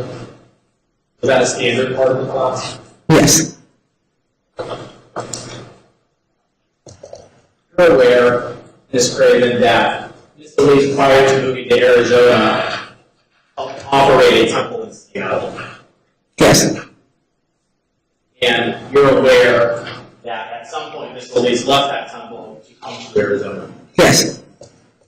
You're aware of the fact that at that Seattle temple, that they had kind of a similar system set up in terms of they had seekers and goddesses and gatekeepers, kind of a similar type system. As having been told, I was never there. I understand. Having been told by Ms. Elise that. Yes. And you're aware that they worked on a donation system there, correct? Yes. In the theory of practice class that you attended, did Ms. Elise tell any of the students that the Seattle Police Department had raided that temple and arrested individuals who were involved for prostitution? The theory of practice class that I attended would have been before that raid happened. Okay, so the raid at Seattle happened after the theory of practice class that you attended. Yes. Do you have any reason to believe that after the raids happened, that was something that Ms. Elise started telling all of the new goddesses about the fact that that had happened to her Seattle temple? I object, Your Honor, did not happen to Ms. Elise's Seattle temple. All right, sustained, rephrase. Are you aware of whether Ms. Elise told the students that the temple that Ms. Elise had previously been at, that had the same system set up, was later raided by the Seattle Police Department? Cause for conjecture. Well, we'll to the answer. I don't know if that was a topic of conversation in the theory of practice class. Let me ask you this.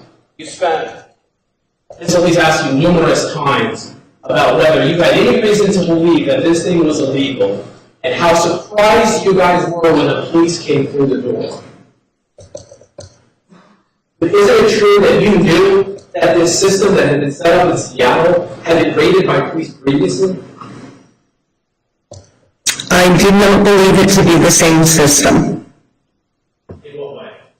In the way that my understanding from Tracy was that the reason that she left the Seattle temple was because there was not a meeting of the minds between the people there and her religious aspirations for the temple, and because the Seattle temple was not willing to meet her at the religious aspect, that is when she left and came to Phoenix and started the religious goddess temple that she started. I did not see the two things, given that what was going on in Seattle was something very different than what was going on in Phoenix.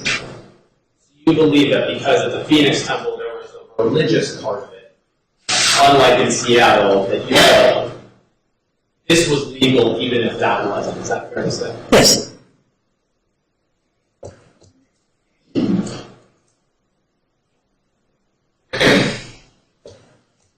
you were asked by Ms. Elisa whether you believe that she was a prostitute or was committing prostitution when she was operating Phoenix Goddess. Were you aware of what Ms. Elisa did in her sessions?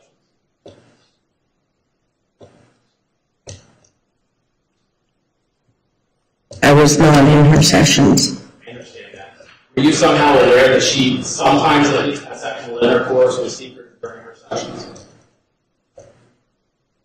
Yes. And you're aware, we just asked, was it common when Ms. Elise performed this session that the seeker would leave the suggested donation afterwards? Yes, it was common. So you knew that she was at least sometimes having sexual intercourse, that after the session was over, the male was then leaving money that was then provided to the temple, and I think you said she would give a whole amount of money to the temple. Your Honor, I object to the phrase sexual Course. That was never used in a temple. Overruled. You may continue. Is it your testimony, Ms. Craven, that that's somehow not prostitution because it was religious? Or is it the money being left after? I just want to understand your response. That it was completely a voluntary thing. It was not like specifically, we'll do this for this amount of money, this type of thing. That there was no guarantee that there would be any sexual activity in any way in the session. And there was no guarantee of any money being exchanged at the end of the session. That they were different. Have you ever listened to the recording between Ms. Elise and the undercover detective? I did not. You were asked questions about some of the conversations that you would have with men who called about coming to the temple and scheduling sessions. And Ms. Elise specifically asked you if it seemed like the men who called were looking for something different than what they normally experience off of Backpage. Do you remember that line of questioning? Yes. And I believe your answer was yes. So I guess my question for you is, what is it that some of the men would say in these conversations that made you believe they were also seeing other escorts or whatever you want to call them off of Backpage?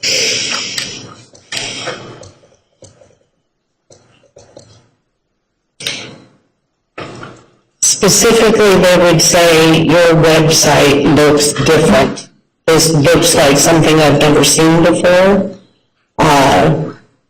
What is this goddess temple?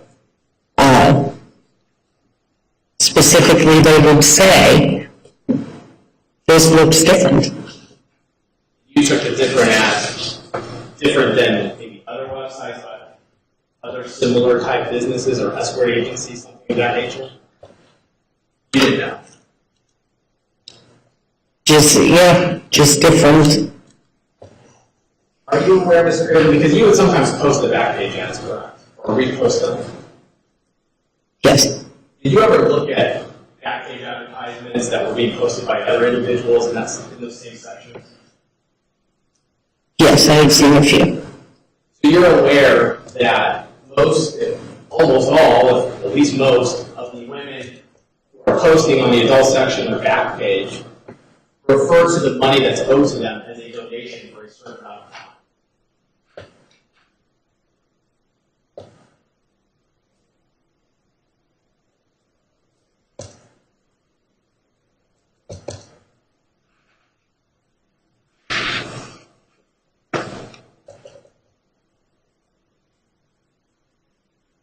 I don't know, that might be true. I'm not recalling specific ads or anything what was said. The other advertisements you've seen, you don't recall whether they called it donations or not? Not specifically. They might have, I don't know. We were asked, Ms. Craven, about surrender to yin sessions or the domination type sessions that were done at the Phoenix Goddess Temple. Yes. And I think Ms. Elise asked you, and you guys talked about there was no humiliation or pain in that session. Do you agree with that? Yes. In fact, Ms. Elise asked you, is it true that you guys didn't do much fetish work at the temple? Correct. You would agree, though, that the temple actually advertised in the fetish section of Backpage.com. There were some fetish things. Would the girls who did the fetish sections, would they wear the same type of clothing as the goddesses who were doing the non-fetish sections?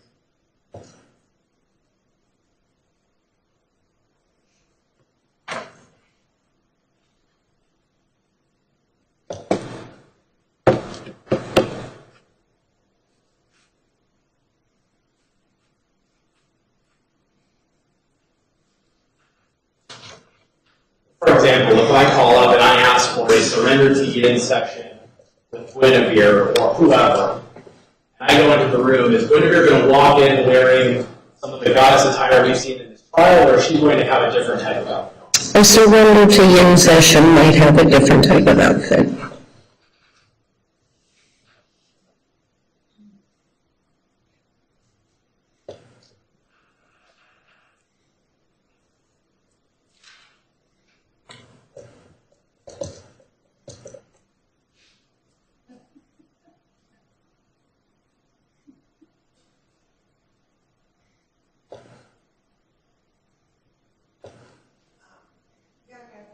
Yes, May.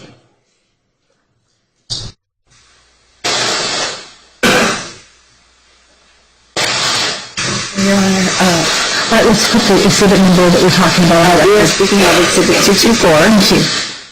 There was a photo shoot done. This was never published, never used by anybody anywhere. It was decided that it did not convey what we wanted Temple. I would like them to produce where it was published before we left it, because we never published it.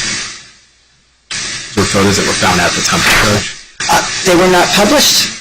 No, I'm They asking were about the private, outfits. they were determined not to be usable for us, that it was not a direction.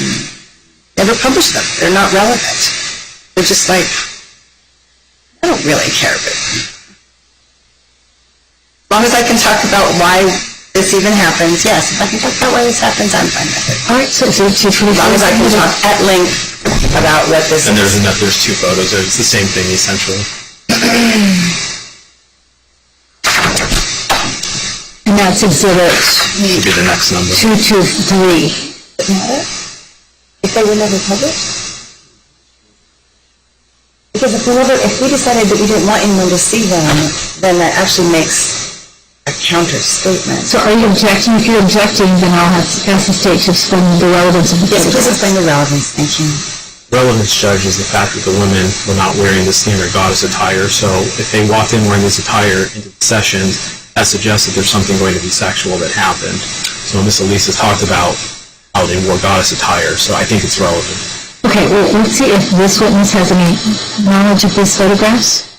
Does she? I have no idea. I really, we can ask her about the photo shoot with cloudy, I think it was called Cloudy Sky, a photo shoot that happened where none of the pictures really were usable. I'd like to ask her that.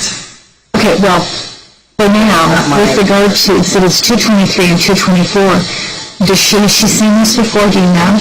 Ask her to go to see him before. I showed her the photographs, Judge. You know what, I'll withdraw it at this point. I'm just going to withdraw. Okay. Before we get started again, can I have 2 seconds? You may? I'm willing to try. You may. Frustration.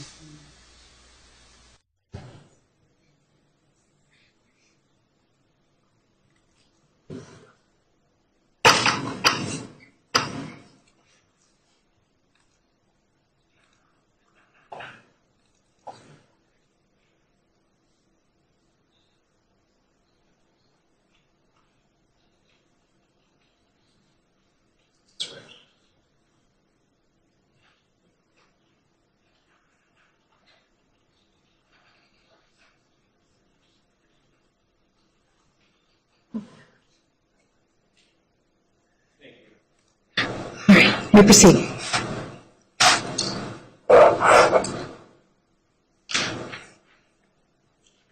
You were asked on cross-examination about the erotic review. Do you recall that? Yes. Are you aware of what the erotic review is? It's my understanding that it's a review board for escorts services. Where men and basically who have gone to see an escort or a prostitute post online about their experiences and what happened there so that other men can see what a certain girl can do. Yes. Did you ever, were you aware that some of the practitioners of the Phoenix Goddess Temple were on the erotic review? Tracy had become aware that there was a couple of, over the course of a period, I think it was twice, that review got posted on the erotic review, and they were immediately called to take it down. They being the erotic review. Yes, I'm sorry. Did you ever read the reviews? I did not. Tracy asked you specifically about a goddess named, I think it was Isis, Places. and the fact that she was one of the females that was posted on the erotic review. You recall that? Yes. And Tracy said, isn't it true that when men saw that they started to call, the phone started ringing off the hook with men wanting to see Isis? Do you recall that?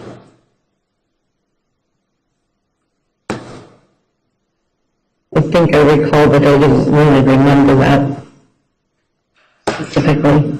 So you don't remember that? I don't remember that specifically.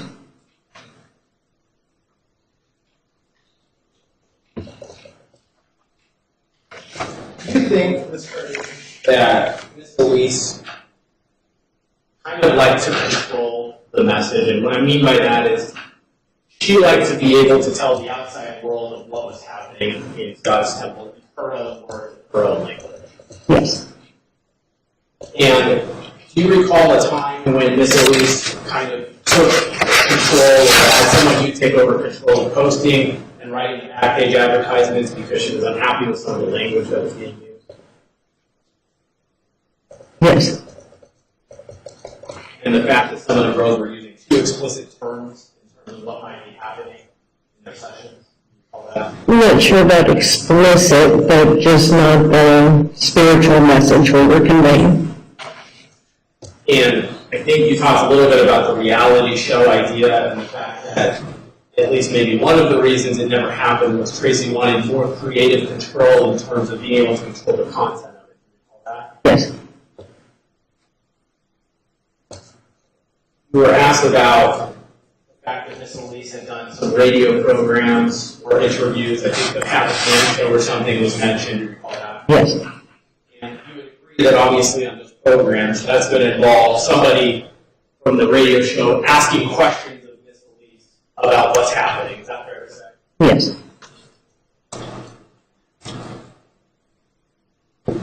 Would you agree that there were sometimes things that were talked about in the temple that Miss Elise could not control? For example, the men who posted on the erotic review. Other than asking it to be taken down, she can't control what those men say about what happened. Do you agree with that? And the New Times article, Miss Elise couldn't control what that person wrote about what he or she saw happening in the case of Temple. Do you agree with that? Yes. And the Phoenix magazine article, Tracy really had no control over what was said. Yes. And at least two of those things, Miss Elise or the temple contacted them and asked them to take all of that down. Would you agree with that? The erotic review, yes. We would never want to be on in a medium where any kind of expectation was set for anybody. And for the magazine, or the New Times article, yeah, there was a lot of untruths. There was a lot of, and that was, like I said at the time, it sounded like a very angry person. Just. And so, yes, we had asked if there was any way that we could do some type of a rebuttal or have it retracted, or the attorney that spoke to, retract some of his things for speaking out of turn. Yes. Let's talk about the New Times article. Judge, I move to omit Exhibit 183 as a copy of the article. Any objection? I stipulate that the temple's response is also allowed, and then that's fine. All right, Exhibit 183 is admitted. Mr. Craven, I'm going to show you, first of all,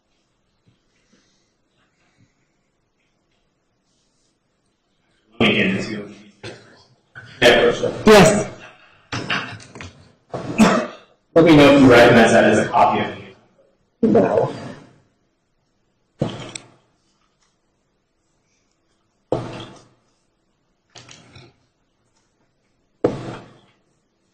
Without reading it fairly well, except that that's true. Thank you.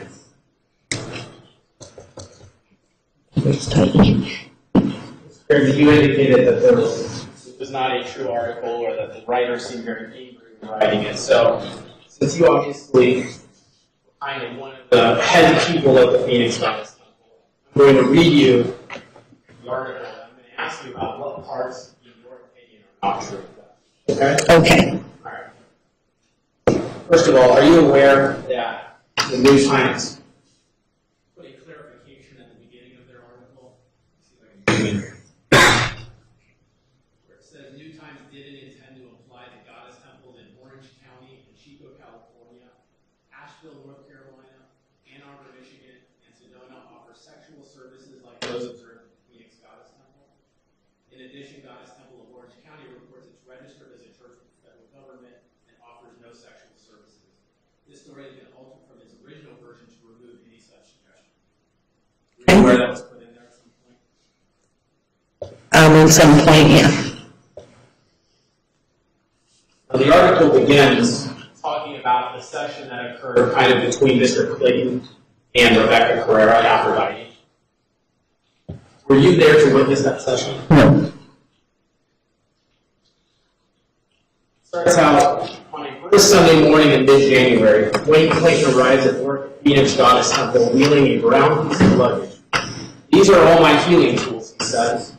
Among them are a clear plastic bag stuffed with white latex gloves and a bottle of lubricant.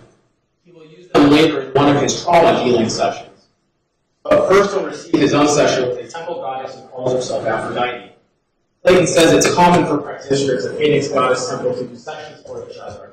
It helps recharge energy and maintain an all-important balance. Anything about that so far that's not true? I guess the part where Wayne said she didn't talk about the other things that were in his bags, the healing oils that made it sound so. So maybe there were other things that he had. There was a lot intentionally left out to make it sound more sterile and, yeah. Practitioners at the Soul-Style Church near 24th Street in Thomas Road say that what they do is sacred work to balance energy and heal people. And Clayton really seems to believe it, at least enough to let New Times watch 2 of his altar revealing sessions. Clayton's title is Touch Healer. He's in his 50s, about 5'8", heavy-set with glasses and salt and pepper hair. Aphrodite is one of about 14 women who work at the temple. Like the majority of goddesses, she appears to be in her late 30s to early 40s. She's tan, blonde, and blue-eyed with faint crowsky in the corner of her eyes. She says she conducts up to 3 sessions per day. Just what is a session, you ask? Step into the Persian room with Aphrodite and Clayton. Anything inaccurate there? No.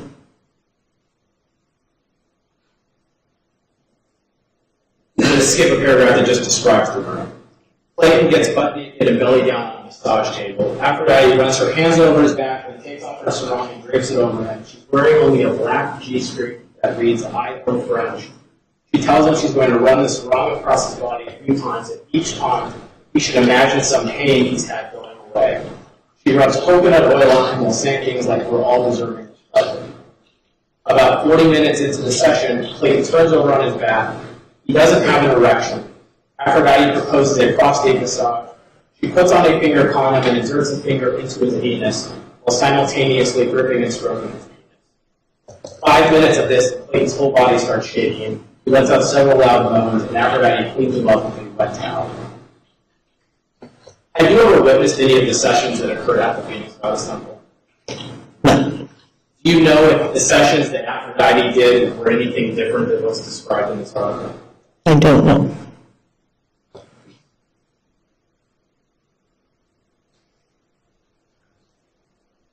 Aphrodite's dress plate tries to explain the session from a spiritual perspective. The start with the sarong was awakening my skin, he says. We were developing a relationship when I started to feel tingling sensations of yin, yang, and balance. Then she sent meridians up and down my spine to move internal energy better, and we had chakra to chakra contact. Aphrodite's interpretation of what happened sounds less ethereal. She says what New Times Witness is typically what she does in a session, but regarding the prostate massage, she says, I don't always do it. Some guys are uncomfortable or they're already erect. Usually once I rub my breast on that area, it's over. But if it's a little limp, I'll ask to do the prostate. The prostate is a sacred male spot right now. I had stuff there I needed to release. That kind of ends the description of that session. Anything other than what you've already said that is inaccurate up to this point of the article? I don't know. All right, Everett, any answer?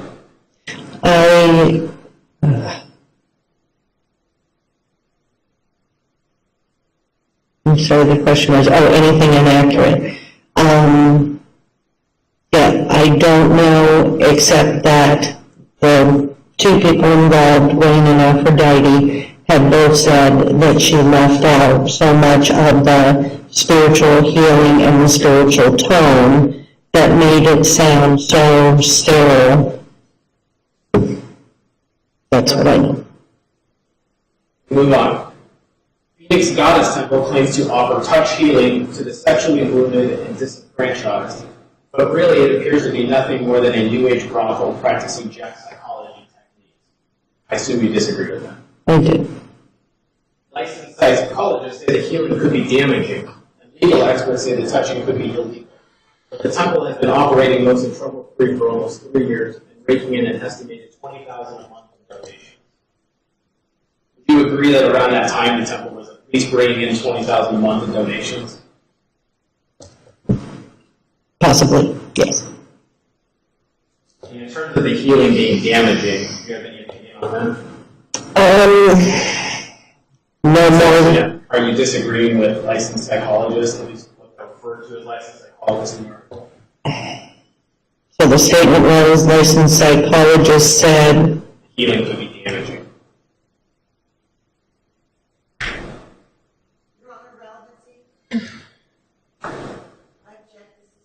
Overruled. Let me answer.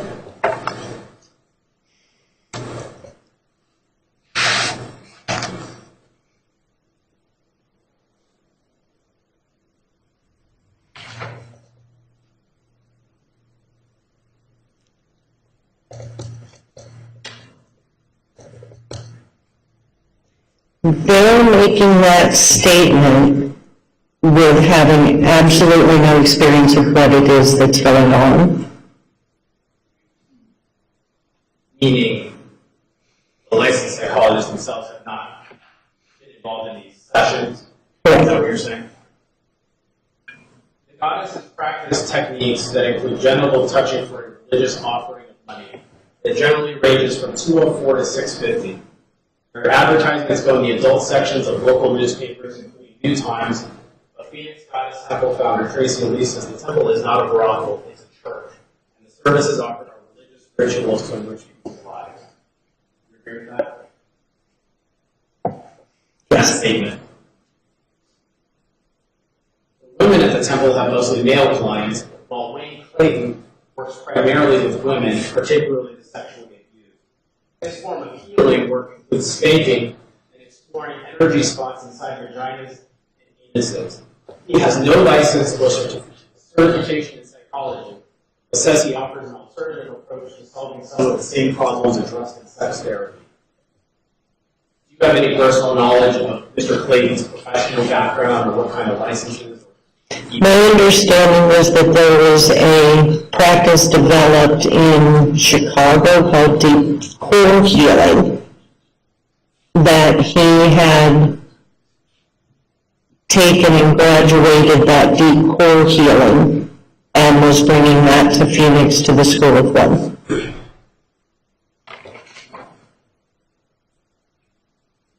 is my understanding that that was a specific, Where does that understanding come from?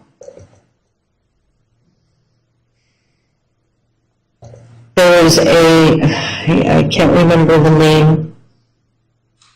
There's actually a teacher in Chicago that taught this specific practice for releasing abuse-stuck energies. That is my understanding.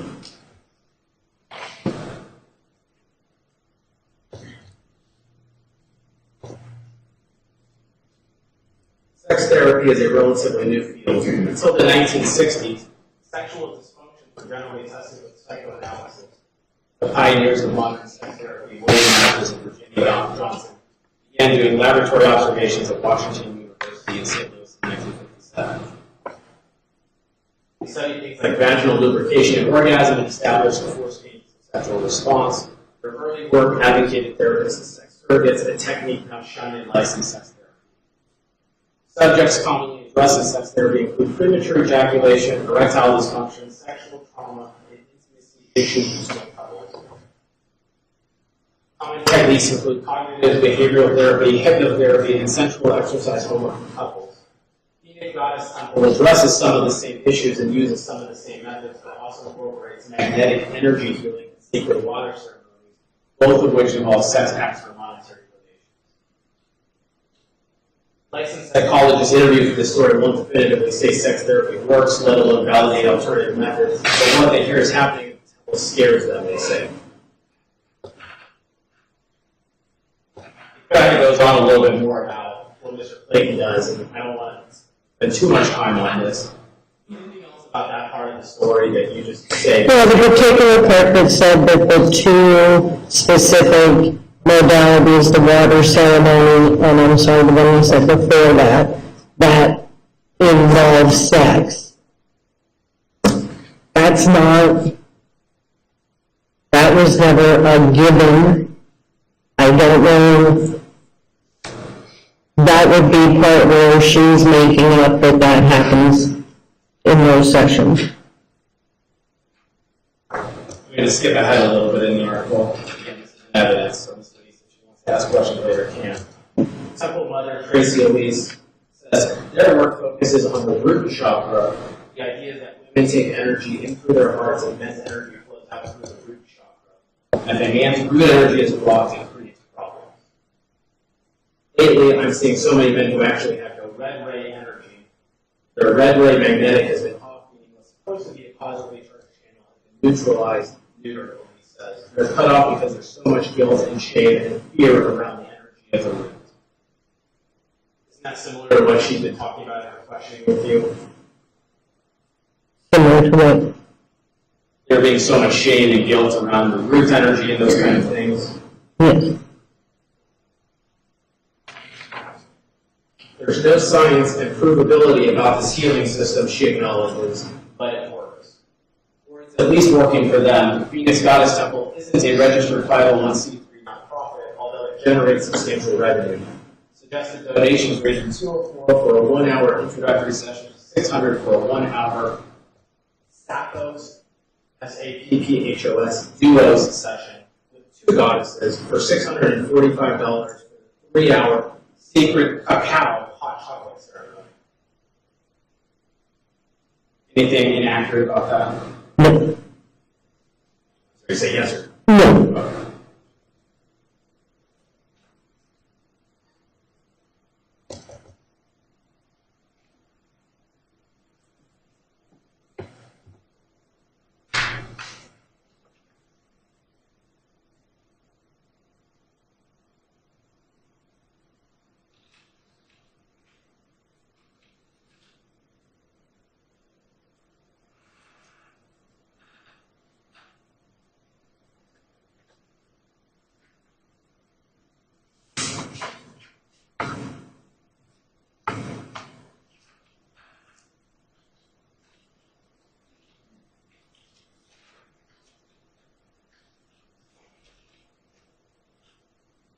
We're asked Ms. Craven about some interactions with government officials, and try to make sure everyone's clear.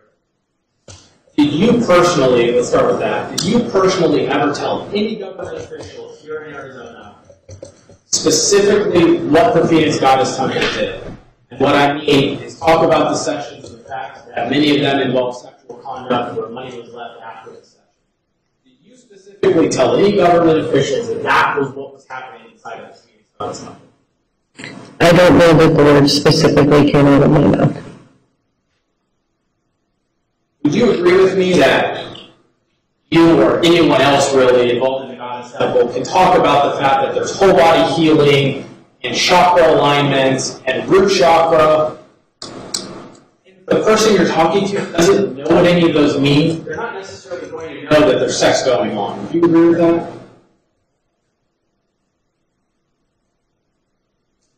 I'm sorry, I didn't follow the whole question, but You agree with whole body healing, chakras, root chakras, energy realignments? That's something that a lot of people don't know about. Fair? So if you're talking about root chakras or whole body healing, while some of that certainly entails sexual conduct, the person, if they don't understand those terms, isn't going to know that. okay. Do you agree with that? Or do you think if you go tell a random person on the street we do whole body healing, they're going to say, oh, that's sex? It isn't. But it can be. Maybe I should be more specific. Sexual conduct, meaning sexual touching.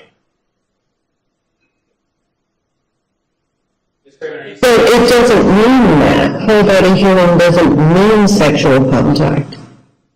Isn't the whole idea behind whole body healing the fact that you're touching every part of the body, you're not leaving out any part of the body? That's the idea behind it. Yes, And that would include genitals, correct? yes. Okay. If the seeker would be comfortable with it. So if a seeker said, no, I don't want that, then maybe whole body healing doesn't involve that. Correct.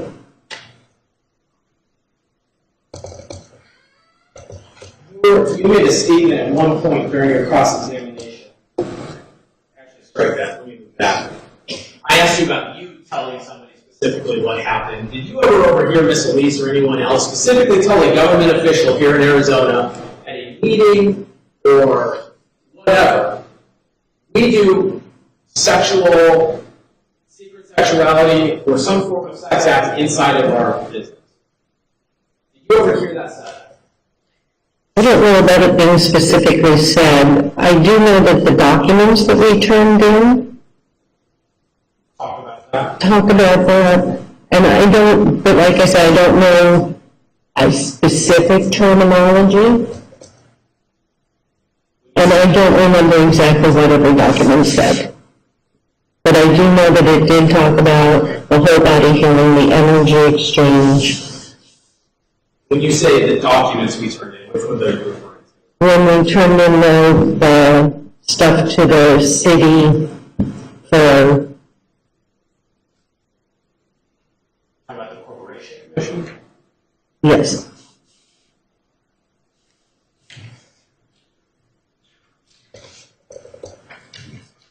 Yeah, approach that. Yes. Exhibit 220 that's already been submitted. Ms. Craig, do you recall this being the email that Ms. Elise asked you about showing what was filed with the corporation commission? Yes, And is your belief that that's what was filed with the Arizona Corporation Commission? yes. It wouldn't have been an email format, but Let me approach with Exhibit 226 of what was actually filed with the Arizona Corporation. You tell me if those documents are the same.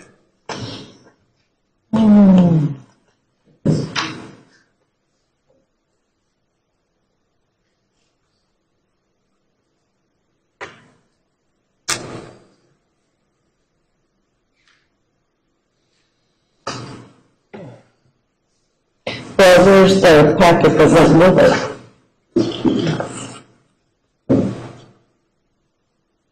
Oh, here it is.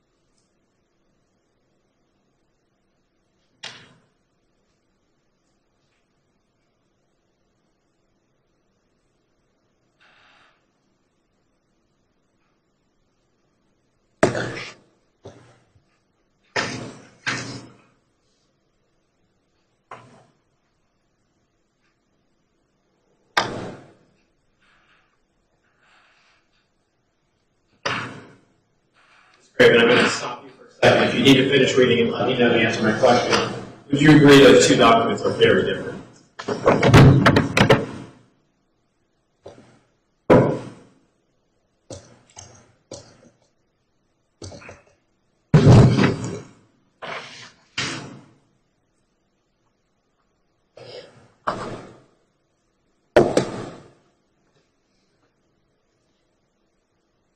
The one appears to have more in it. The one that has more is the one that Ms. Lee showed you in email format. Yes. And would you agree that part of that email formatted exhibit, the part where it details kind of specifically what happens in the sessions and what kind of sessions does, that was not included in the documents that were actually filed with the corporation? Okay.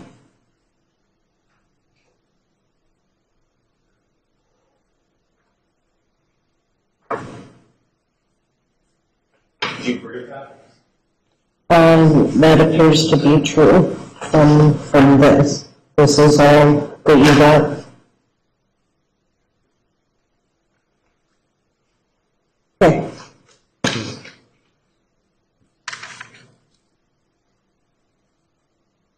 You mentioned cross-examination about,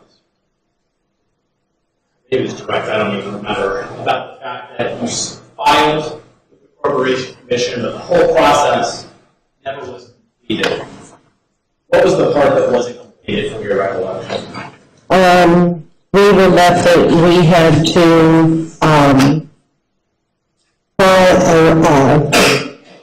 post something in the newspaper, and one of the members of the corporation had left before we got to that part of posting in the newspaper, and we ended up not completing it. You went through the process, but when it came to the part of actually posting it in a public newspaper, that never happened. Correct. So it never became officially, the filing process was never fully completed.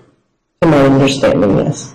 Ms. Elise suggested on her questionings that it was the cost of publishing was an issue. That's the recollection. I don't remember how much it was going to cost to publish.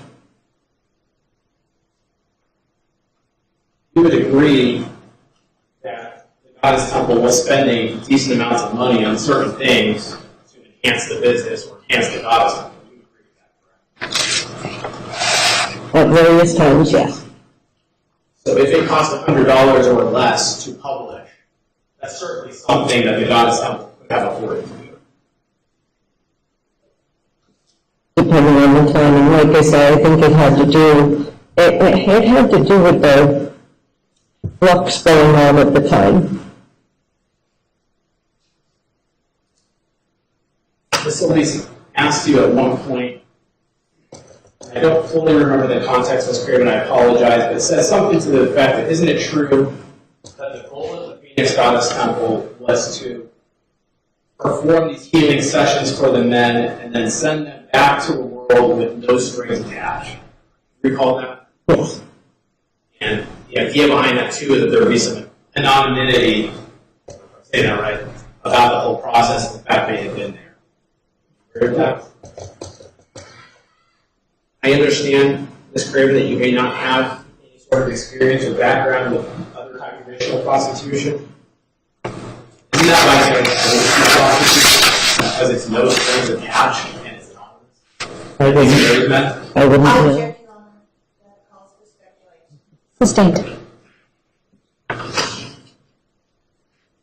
You were asked about the seeker forms, Ms. Craven, and the fact that Ms. Elise mentioned the undercover officers didn't fill out the entire seeker. When you presented these forms to the men that were coming into the temple, did you require them to fill out every part of the form?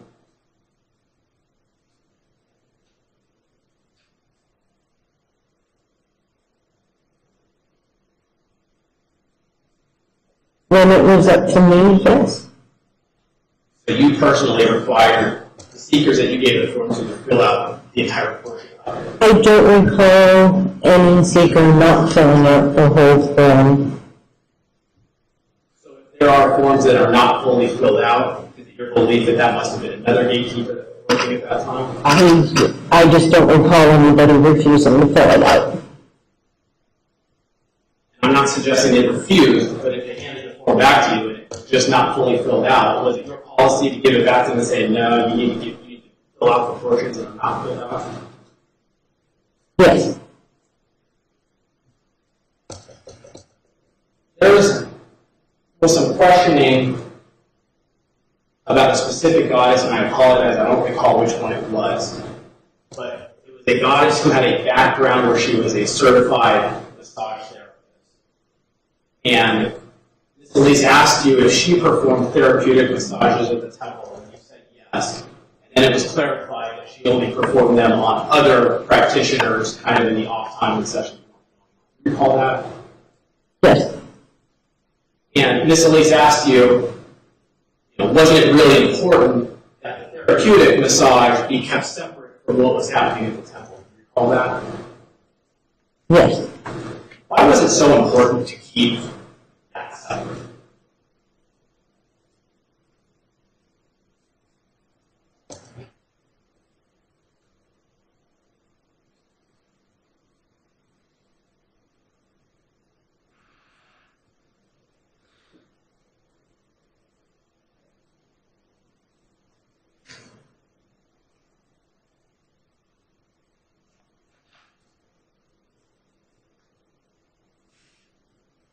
I'm a little bit blank. I'm not sure.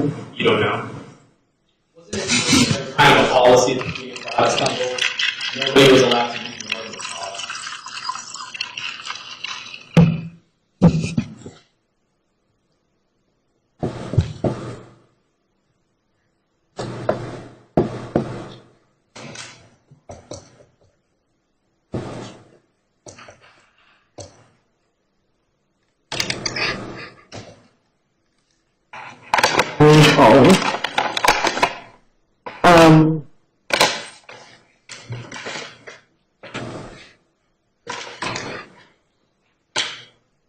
From my understanding, the difference between massage and what is being done at the temple, that massage, the term itself, massage was almost like a trademarked type of thing. This is my understanding of it, that if it were a massage or therapeutic massage, it would fall under a license. And what was being done at the temple was light body healing, energetic healing. And it was a touch healing, and that like I said, that's my understanding of it, that massage, therapeutic massage is kind of like a trademark thing. Like Coke and Cola or whatever. So it was never your understanding that the women who had licenses to practice massage therapy could lose their licenses if it was determined they were performing massages that involved sexual contact?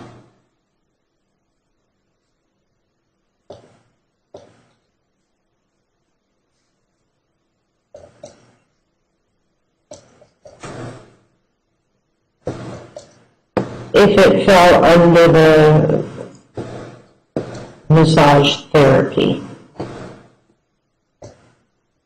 You would agree, Ms. Craven, that when a male seeker would come into the temple, go into a session room, that he would get onto something that was referred to as an altar, but it's basically a massage table.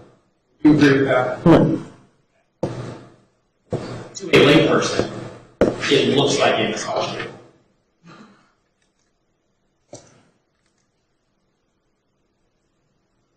Okay. You would agree that the male seeker would be naked, or usually naked, laying down on a table, and the female practitioner, at least in most sessions, part of the whole body healing, would rub them down with oil. Are you aware of that? Yes. It's your belief, though, that nothing about that would even fall in the realm of massage therapy.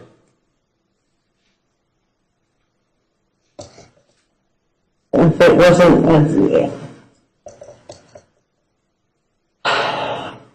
Why did the seekers have to initial on the seeker form something that said they were not going to receive any massage therapy during the session? because it wasn't licensed massage therapy.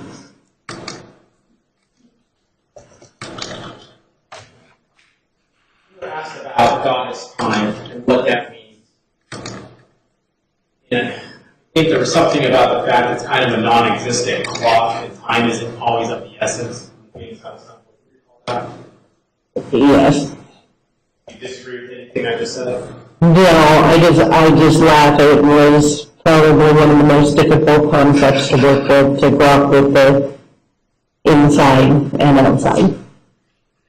I guess my question is, if everyone's on goddess time and time really isn't of the essence, why, if the session's going to go longer than scheduled, do you have to go meet with the male seeker to tell them that the suggested donation is going to be more? What you're referring to is actually the goddess coming to check to see that she didn't have herself another session scheduled that the extended time would interfere with, or that that room was scheduled for somebody else that an extended time would interfere with. And then there would be the mention, the requested offering for a longer session is this. Are you good with that? Everybody's good with that? The time is okay? Great. And then they either left the donation or they didn't. And the session went as long as it went. Couple brief things. You were asked about credit cards. Do you recall a single time that you ever charged a seeker with a credit card? One time. I don't recall using them for seekers. I recall using them for other classes. You were asked about coconut oil, just briefly. Did the practitioners, were they required to be tested for STDs or anything like that on a regular basis? No. That wasn't a concern at all? No. Is that because of the coconut oil?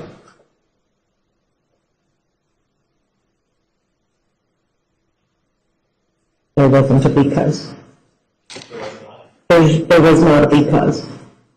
Cause.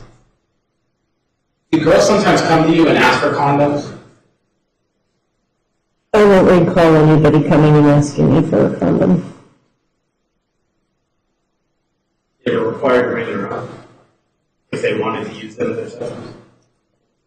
Yeah, I know that there were some that were kept in the office, and I don't recall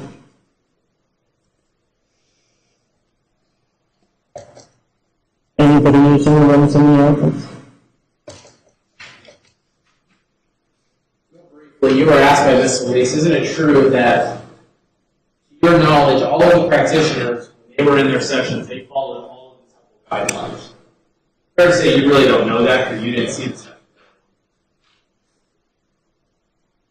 Yes, it's fair to say that.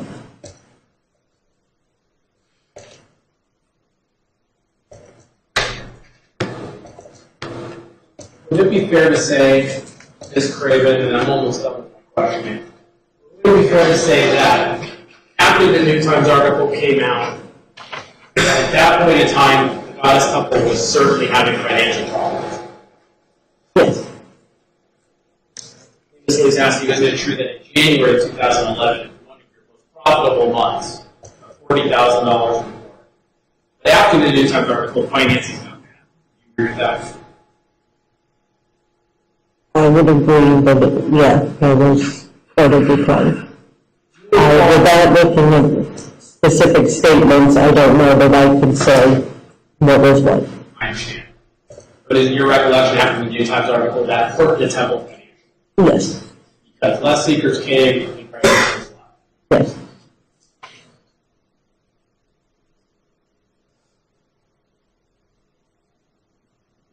Do you recall the temple making a decision to raise the price of the suggested donations to help make more money for the temple? I don't recall that specific conversation.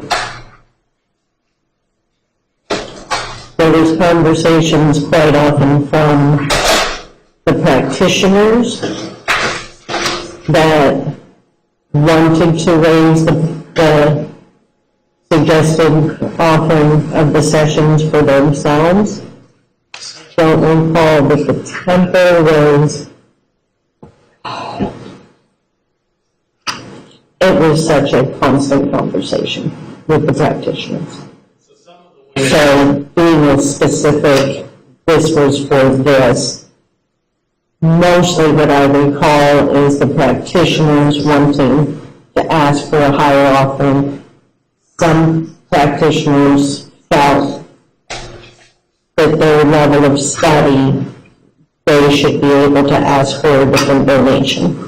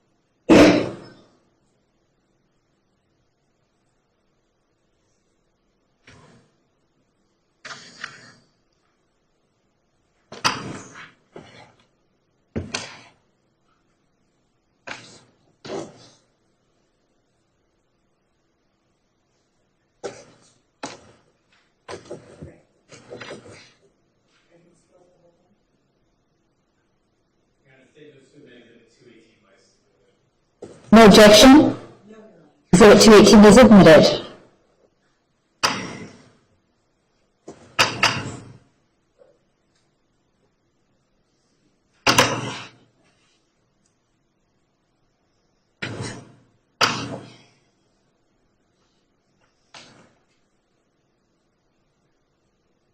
going to read parts of this document. If I read anything wrong, please let me know. Would you agree that toward the middle part of this document, it kind of describes whole body healing and full embrace contra magnetic healing? Briefly, yes.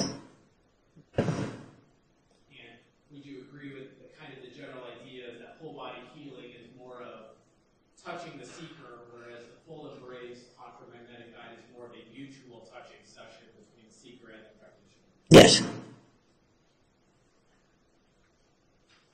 And would you agree that below that, where it talks about pies, and it says, to be fair, it says for the Sedona Goddess Temple, and it says 240. It says 130 equals 80. And it says $20 to gatekeeping ministry, 60 to temple keeping ministry. Practitioners keep 160 plus tips. You see that? Yes. You agree that that's a higher rate than the 204 that we talked about earlier? Do you agree with that? Yeah. And if you go past all these numbers, you see the paragraph under there where it says these new rates reflect the changes we desire to make in the Phoenix Temple as well. This increase gives a raise to both the practitioners and to the temple ministries. Temple keepers are dramatically in debt at present, with over $45,000 needed to be paid back to Phoenix and $1,200 in Sedona. You agree that's what it says? Yes. Do you recall making decisions to raise the amount of the donations to try to make more money for the temple and the practitioners?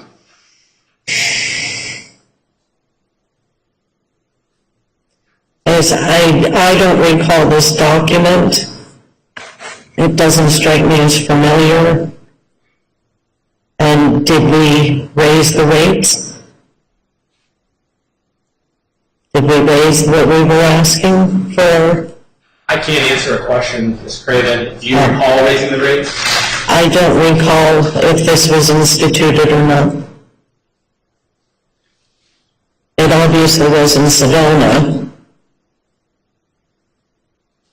I don't recall this document.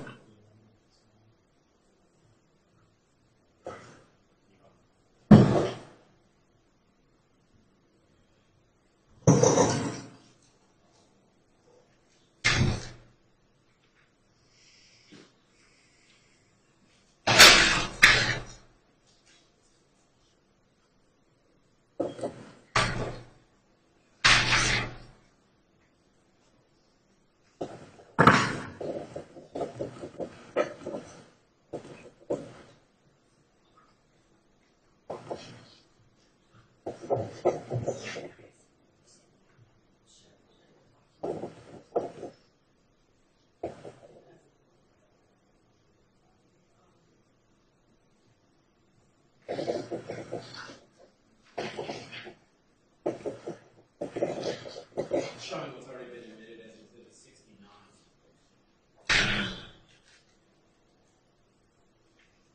Do you recognize this as a back-page advertisement? Yes, You would agree that that's the photograph of Miss Elise, yes, and it's dated July 14th of 2011. yes, See, in that first paragraph, almost a little bit more than halfway down, where it says, if G old turns you on, we're here now. This is Tracy with a phone number, or tomorrow with a phone number. 240 sexual touch, 330 full embrace like You would agree that those prices are higher than the 204 that we talked about earlier. Would you agree with that? yes. Would that seem to be consistent with the document that I just showed you about the prices being increased? Well, it said Sedona. I understand. You would agree though that this document says that these new rates reflect the changes we desire to make in Phoenix as well. Yes. And I'm not suggesting that they were made, but certainly there was at least had to be a discussion about making them, correct? According to the document. Yeah, like I said, the document is not familiar to me. I assume there were discussions, yes. Do you recall, this is how you believe that she could just make money by doing sessions? That was a money-making way. Sorry, that doing sessions with her sacred sexuality was a way that she could make money.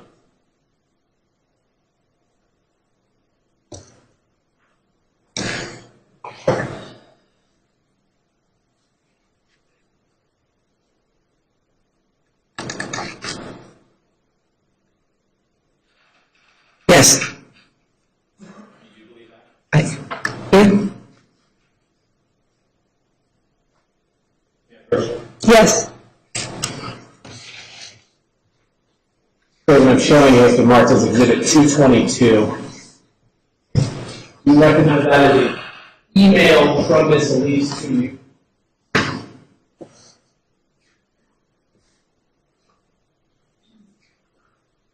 Yes, that's what it says. And what's the date of the email?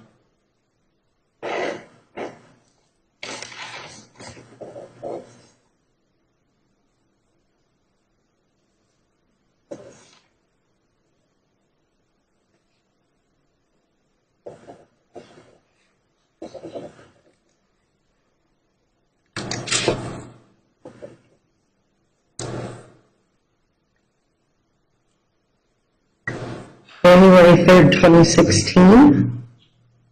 That maybe the data was forwarded to me, but if you see the date below, the Oh. actual email was sent. I was thinking that did not happen. Oh, I'm sorry, July 14th, 2011. Do you have a recollection of that email? I know obviously. Okay.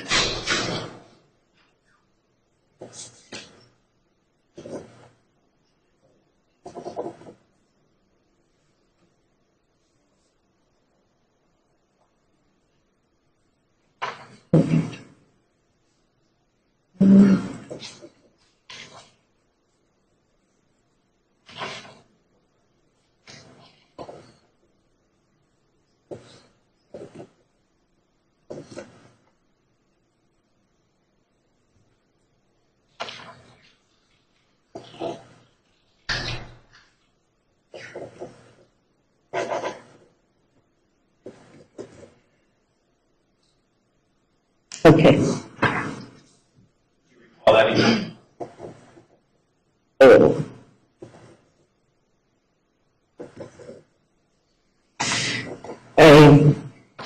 Not specifically as it happened, but I've read it.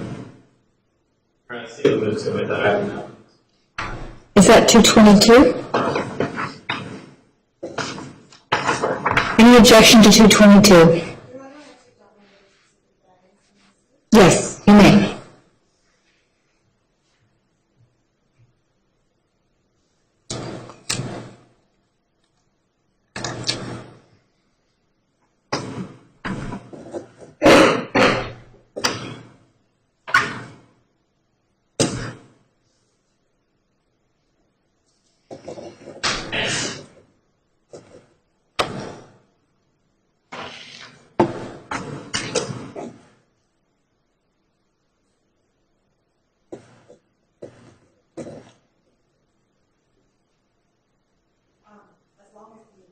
Document is shared, I'm fine.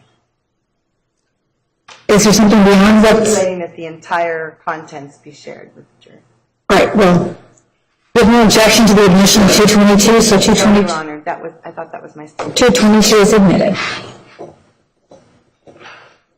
Do you agree that this email that you indicated was sent to you from Ms. Elise on July 14th of 2011 says, "Hi Janet, I'm feeling the pinch financially here too.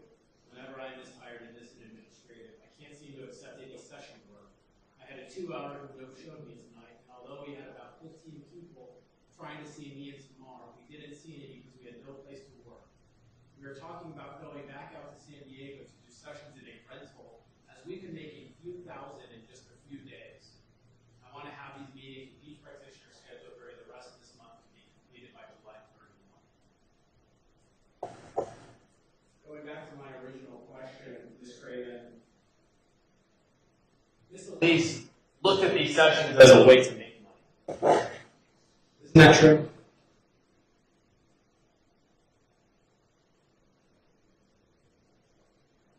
To a degree. Because that's how she funded the Phoenix Goddess Temple, correct? To a degree, yes. If it's donations, how does she know how much money she can make by doing sessions over a given weekend? History, Because all the men basically pay for the most part, correct? yes. I guess about that one. All right, we'll take the afternoon recess. 15 minutes, please remember the admonition. Ms. Corbin, you may step down. Thank you.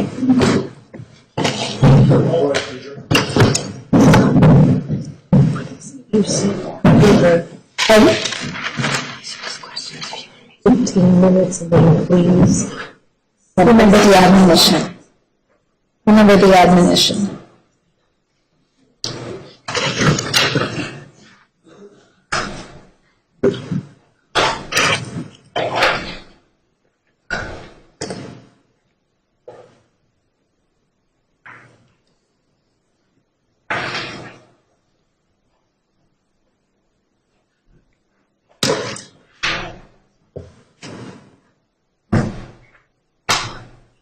That just means they're not allowed to talk about the case.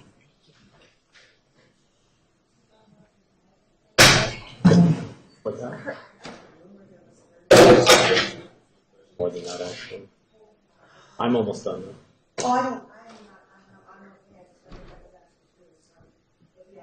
Any questions are there? There was.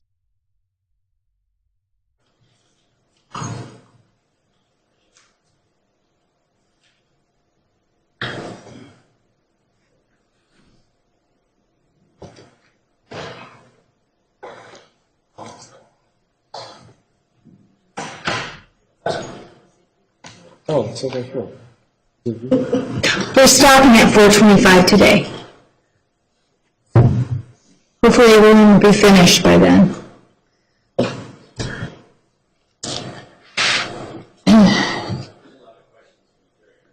I have a note here, but I can't show them to you until he's finished, so. There's 20 questions. 20. My counting was better than you thought. You chastised me yesterday. Yesterday there was only 6. At lunchtime there were 6.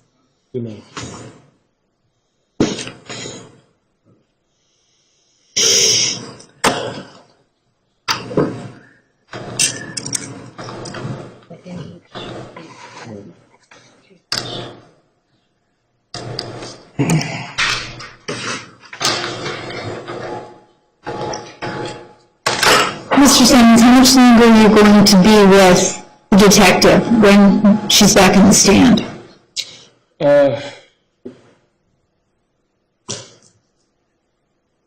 Will you finish with her Monday? Yes, Judge. I will finish with her Monday. I can definitely. There is a lot to go through.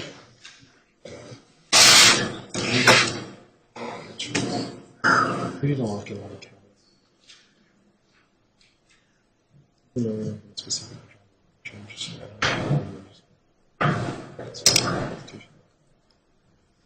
And then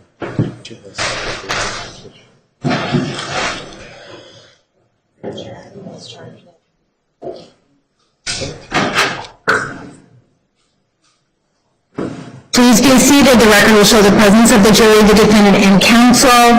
Mr. Simmons, you may continue with redirect. Showing you the documents that are from Exhibit 63.001. You recognize what's on the screen right now as one of the daily financial tally sheets from September 1st of 2011. Yes. And you recall that the raise that happened from the people arrested occurred in September of 2011. Yes. Would you agree that on this sheet it shows 4 people down? It shows Bridget as having doing 2 90-minute sessions and having tied to the temple $180? Yes.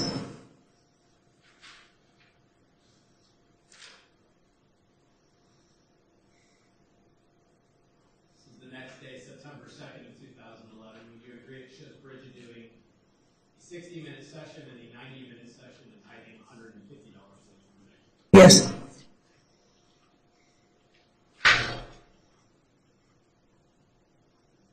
September 3rd, you agree this shows Bridget is not having done any sessions that day? Yes.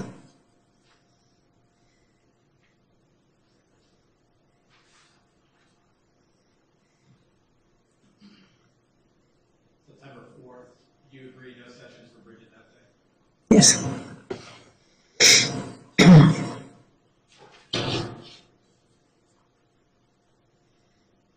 September 5th, same thing, no sessions for Bridget that day? Yes. Last one. Would you agree for September 6th, this shows Bridget is doing a 90-minute session and tithing $90 to the temple? Yes. This was the day before the raid by the Phoenix Police Department. Looking at those documents, Ms. Craven, would you agree that Bridget was still working at the temple at the time the raids happened? Yes. And at least according to the documents, in September of 2011, she was in fact hiding to the temple. Yes. You mentioned earlier, Ms. Craven, that it was very important for Tracy, very important for the Phoenix Baptist Temple, that none of the men come to the temple with an expectation that something sexual was going to happen. Do you agree with that? We did not give an expectation. What they came with, I can't speak to. Don't you think putting the advertisements for the temple in the escort section of Backpage or the fetish section gives an expectation of what might happen or what things are going to happen? I can't speak to that.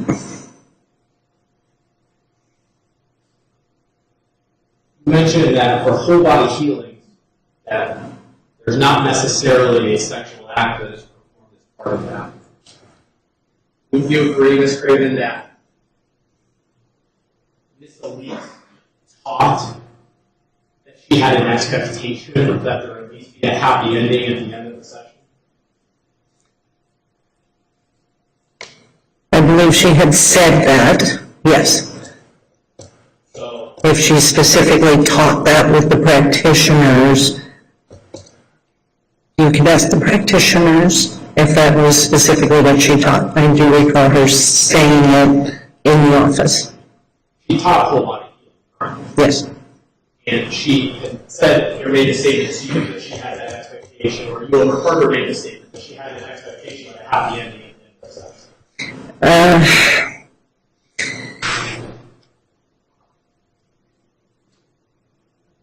In context, what I remember is that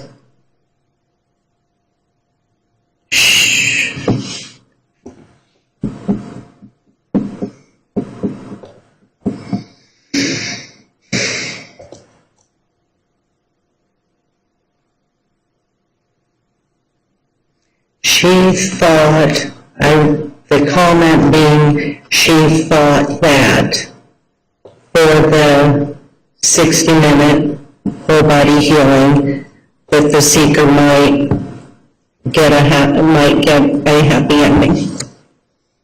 Might get a happy ending or should get a happy ending. She thought that that might be the appropriate.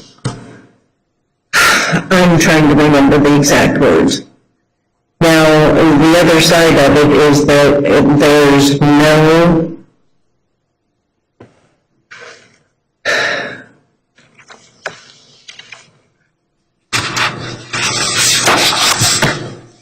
Tracy was always adamant that there is no expectation, like there's no requirement that any goddess behave in any particular way in her sessions. That it was always between the magnetics of the seeker and the practitioner and what their level of comfort was.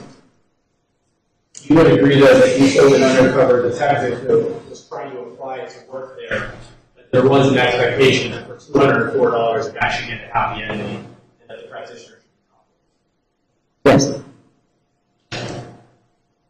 During cross-examination, Ms. Elise said multiple times, isn't it true that we did everything we could to make sure we were operating legally? My question for you, Ms. Craven, is what did you personally do to make sure that the Goddess Temple was operating legally? I was following the direction, the example that was laid out for me by Ms. Elise. So would it be fair to say that in terms of operating legally, making sure you were doing what you believe needed to be done to operate legally, you were completely relying on what Ms. Elise was telling you? I guess I was, yes. All right, I have some juror questions. Are there any other juror questions? Ms. Elise Kinsey, please approach.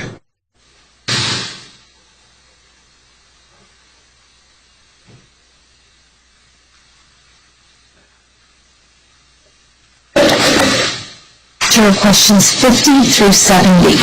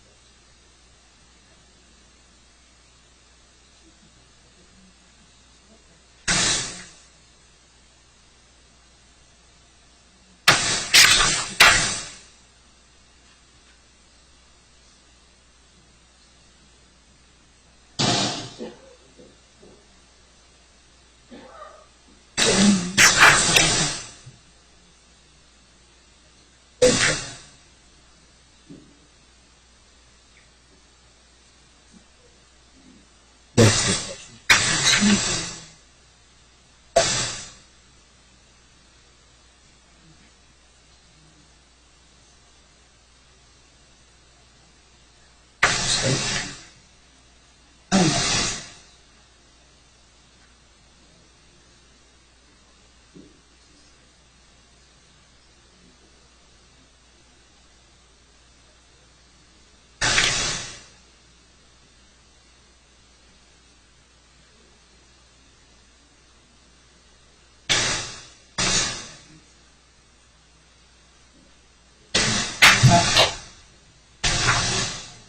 objection from the state on questions 50 through 59.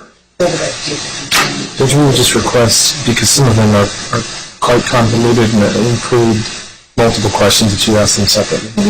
I'll do my best.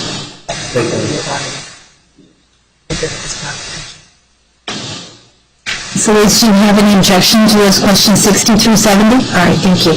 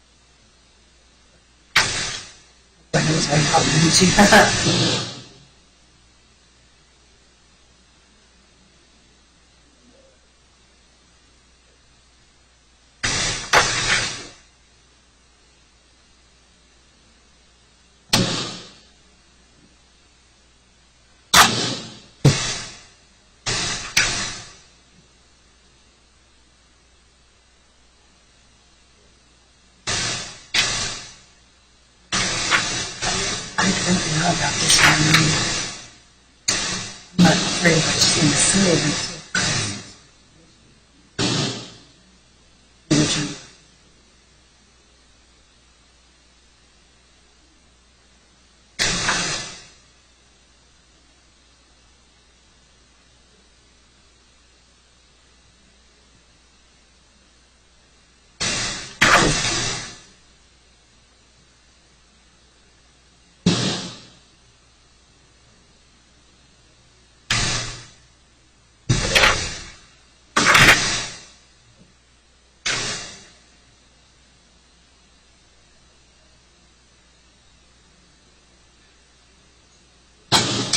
Shoot, that's the question which I had the other pages here, so back and forth, the other pages are super previews. Really help the record. No objection, Judge, to the remaining questions. Okay.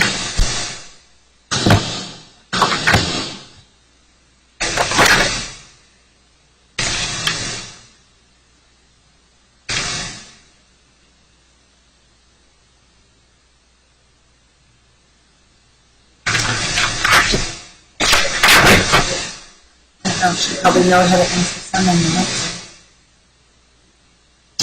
No objections? I don't know. I don't think she's going to be able to answer some of them, but I don't object to them being asked. Okay.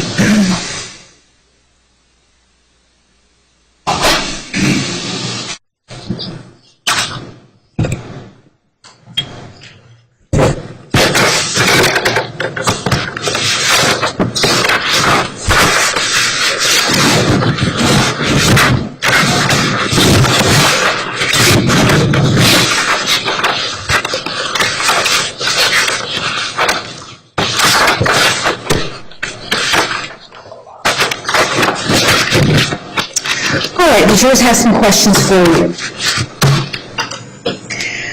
Tracy mentioned that you are actively ministering and checking in with the Phoenix Goddess Temple women, and you agreed.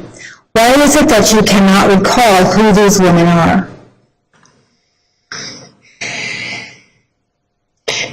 Very specifically, for the past 4.5 years, I have had to do everything in my power to suppress the memories, the pain, the separation, as much as I loved all these people, whenever I would remember them, it would bring such pain.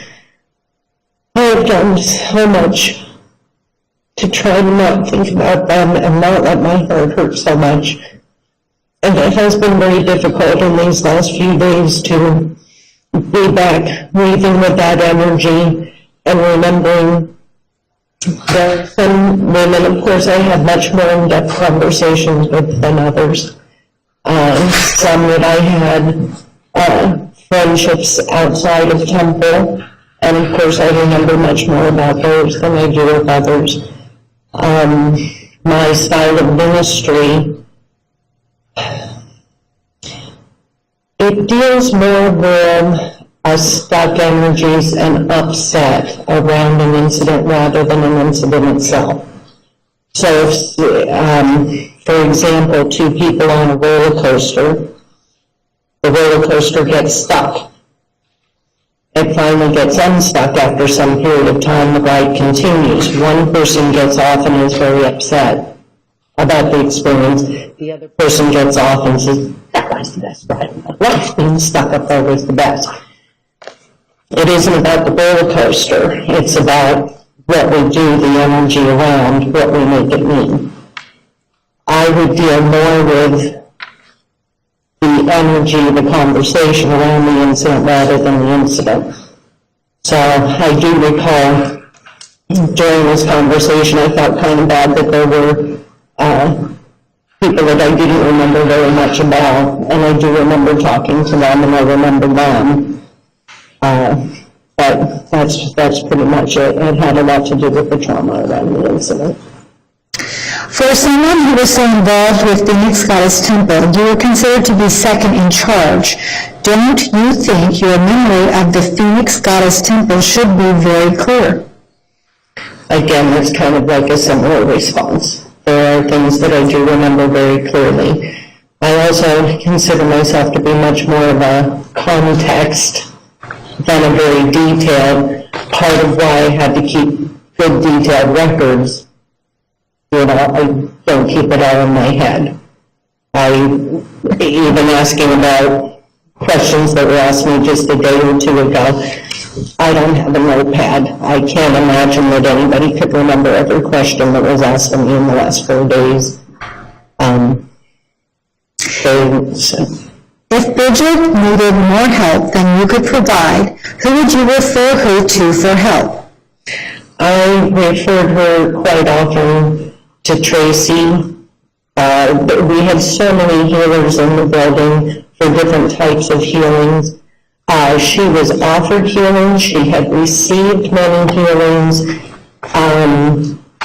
The people would come back. The people would come back saying that she's in the sanctuary person. There were many things. I was told at one point that somebody thought that she was hallucinating, that she was making things up and hallucinating. These were the kind of conversations that we were having, but it's like, this is just not a fit. As much as we tried and tried and tried, some things just wouldn't clear. Was there another person trained to actually help Bridget with any type of treatment? Like I said, I'm not trying to velocity exactly what were Bridget's issues, except for what the sisters had brought to me, saying that she was behaving irrationally. I did have a conversation with her. I asked her if she was taking drugs, and she vehemently, rejected that. If you were a church and a seeker kept coming back and did not leave any money, why would you not allow them back? Since you say it is all about helping and healing. We didn't not allow them back. If I go to church and have no money to give to the church, I am not asked to leave the church. Why is the temple any different? Is it because you are not listed as a 501c3? would you mind reading that again, please? Yes. If I go to church and have no money to give to the church, I am not asked to leave the church. Why is the temple any different? Is it because you are not listed as a 501c3? It feels like a two-part question. The first part of the question is nobody was ever asked to leave the church for not leaving a tithe. And I didn't have anything to do with the profit or non-profit 501c3 status. Nobody was ever asked to not participate for not leaving a tithe. You testified that A, Tracy had stated that she expected seekers to have a sexual release at the end of the session to get their money's worth. B, that you became aware that there was sex going on in these sessions because the girls would talk about what happened. C, that the gatekeeper would be notified if the seeker did not leave money because the girls were expected to tithe for each session. D, that you were quite certain that there were one or more seekers who repeatedly did not pay. E, the girls would be upset when this happened because they expected to get paid. F, in at least one case, no girls agreed to see the seekers who previously did not pay. Was Tracy notified that this happened, and what was her response? It's a very lengthy, should I try to address each part at a time? If the answer is different to each question, yes. Possibly, would you read me each section separate? All right. Tracy had stated that she expected seekers to have a sexual release at the end of the session to get their money's worth. B, that you became aware that there was sex going on in these sessions because the girls would talk about what happened. Did you notify Tracy about that?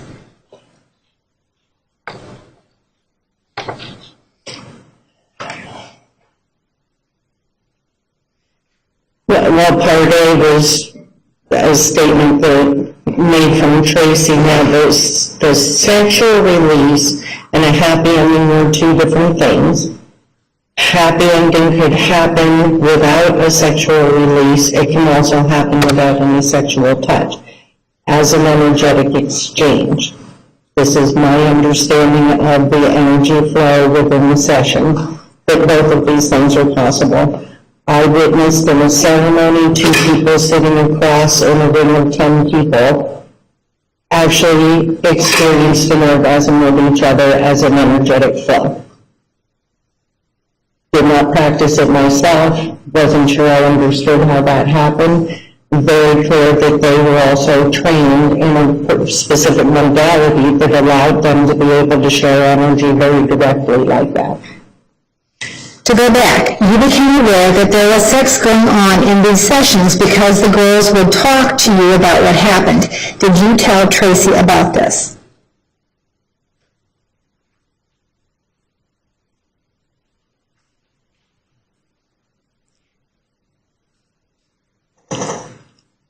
I'm not sure how to answer that in any specific instance. It was an open conversation in Temple.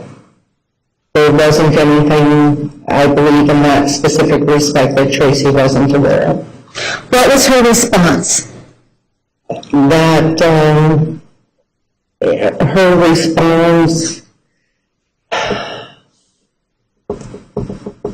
I'm not recalling like a specific time that I spoke to Tracy like about that specific topic. Like where I said, Tracy, are you aware of that? So I can't say what a specific response would have been in an open conversation. The sessions were magnetic, the sessions were up to the individual. It had nothing to do with whether or not they did or did not, or would or would not leave a donation. It was whatever whole body healing, whatever happened in the session was between the 2 people. All right, so Ms. Craven, next question. The gatekeeper would be notified if the seeker did not leave money because the girls were expected to tie for each session. You were quite certain that there were one or more seekers who repeatedly did not pay. Did you notify Tracy that these seekers repeatedly did not pay? It would have been irrelevant. It would have been irrelevant to notify anybody. It was a non-issue if a seeker didn't leave a tie. So the question was, did you notify Tracy? Whether it was relevant or not, did you notify Tracy? I would not have. Pardon? I would not have.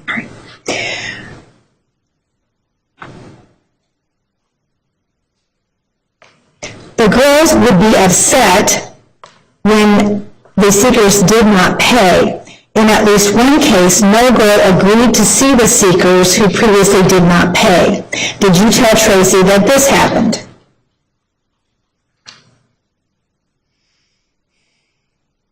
I imagine I would have. I don't remember the specific conversation. So you do not recall her response? I do not recall a response.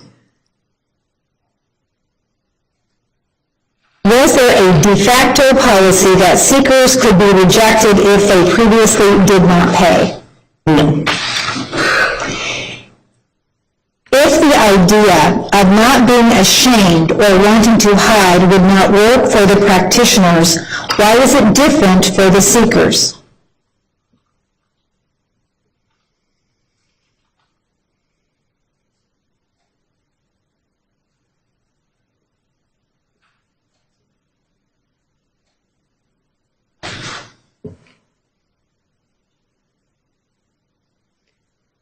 I actually don't know the answer to that. It's not a question I ever asked for myself. It didn't ever occur to me. Why would you not tell the seekers that this is about healing? So if you are ashamed and do not want anyone to know you are coming here, maybe the temple is not for you. For example, using fake name and phone number.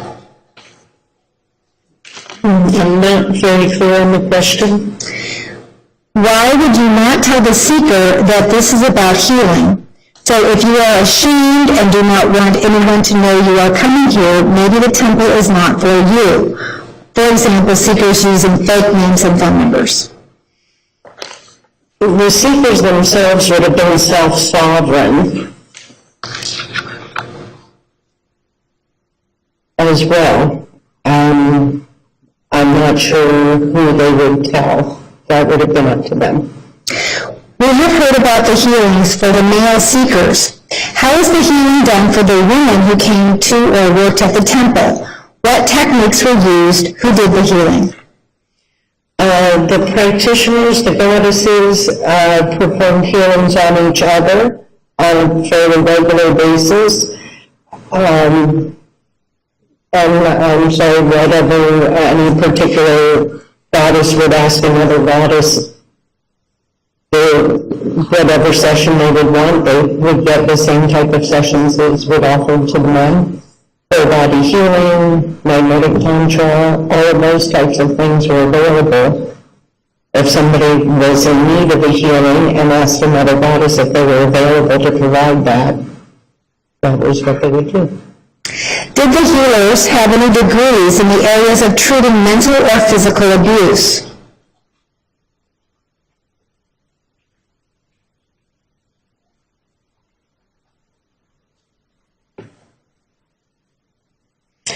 I'm not aware of any degrees. How did you know if these women were really healed?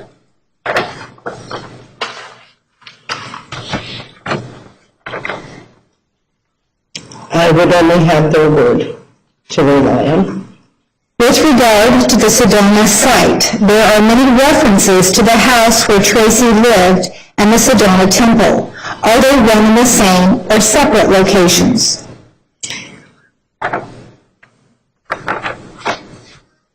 Separate locations.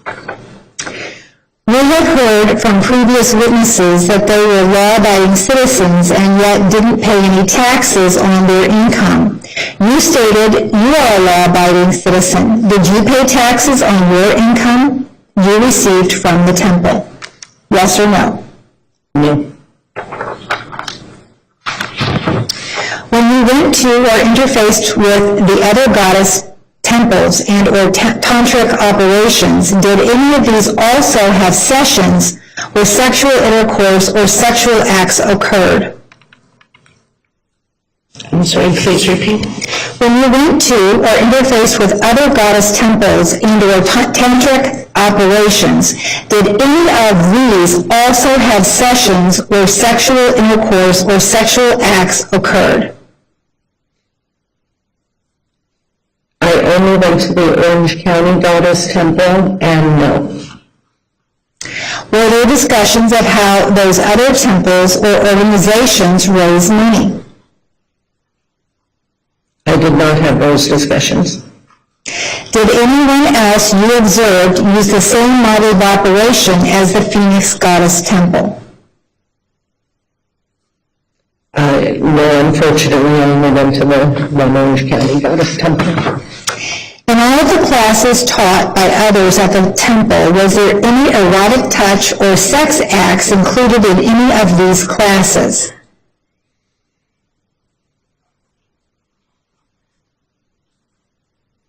None that I'm aware of.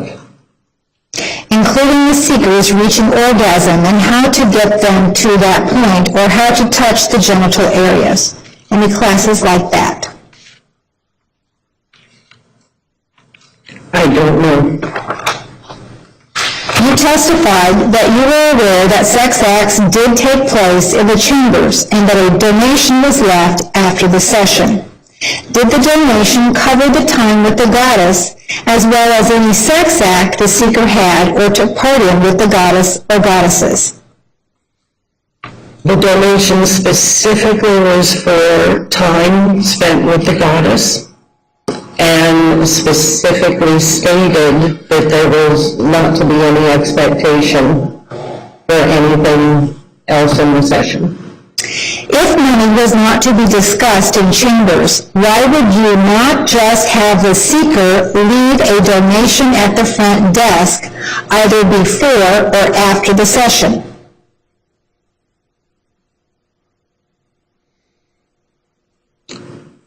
Leaving a donation before felt like it might set up an expectation. And there were temple men that left money at the altar on the way out the door.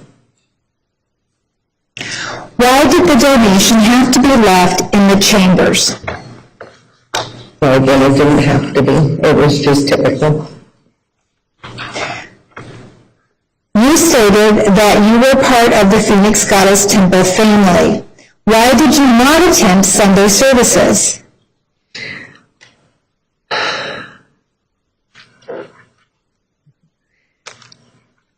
For me, the amount of time that I spent in the temple, typically my week was 4 12-plus-hour days, and the 3 days were home with my husband and my children.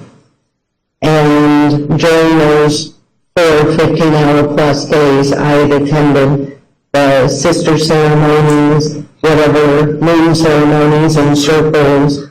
I had led those ceremonies. I had participated in many of the ceremonies of the teachings of the temple.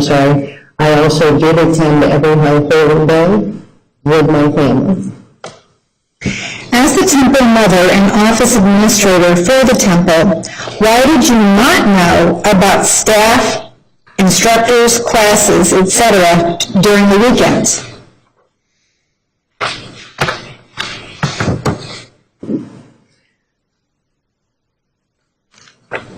Part of this goes to the trying to remember everything.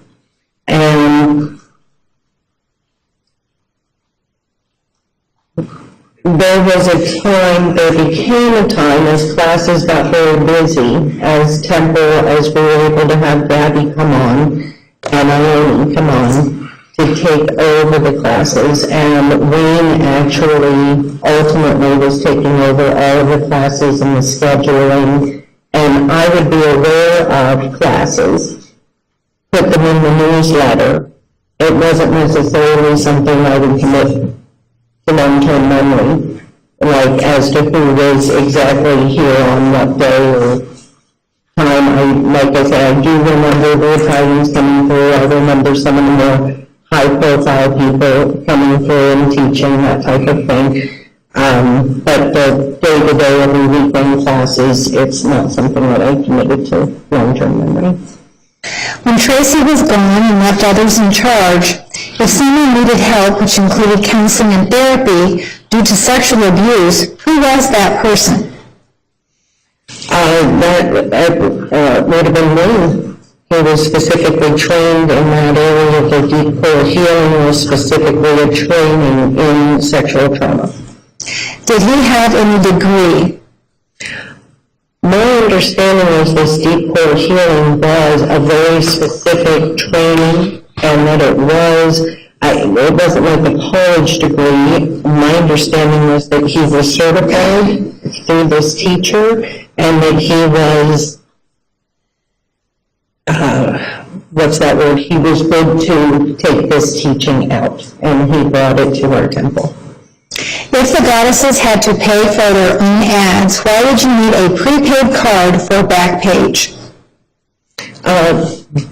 They would very frequently give the type to temple for the ad. We would post it for them through the little card. And we kept that card to post the temple ad. Was the landlord a seeker at the temple? No. In two of the rooms, there were crock pots. What were they used for? Those were for warming oils. That a seeker wanted an extended session and you met with them to discuss the increased donation, and they told you they were not prepared to leave the additional donation. Would you then turn them down for the extended session? No. Why not? It isn't what we would do. Did you ever call a seeker that left more of a donation to see what type of exceptional service they received that led them to leave more? I did not. Why or why not? It would very rarely be brought to my attention. It was rarely brought to my attention if somebody left. Occasionally, but no, there was never any discussion about calling a seeker. If a seeker left no donation or a partial donation, would the practitioner still be required to tithe the full amount? No. Has the temple ever filed state and or federal tax returns? No. You entered into a plea agreement with the state. Did you commit these crimes? I did not feel that I did. Do you take responsibility for the crimes?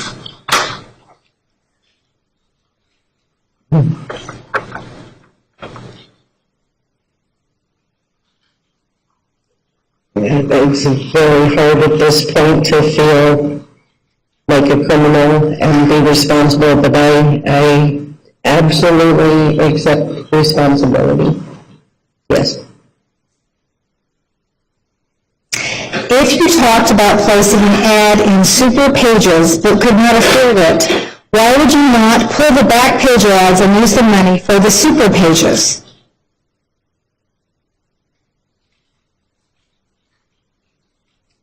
I don't know. Would the Super Page ads provide you more exposure if someone was looking for a church?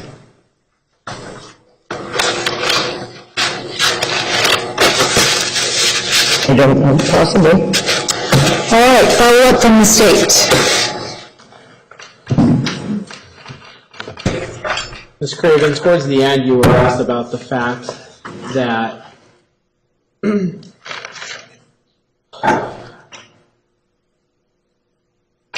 if you had a conversation with a seeker about extending the session and they indicated they didn't have money to pay, would you say that you can't have the session? And you said no. Did that ever happen? No.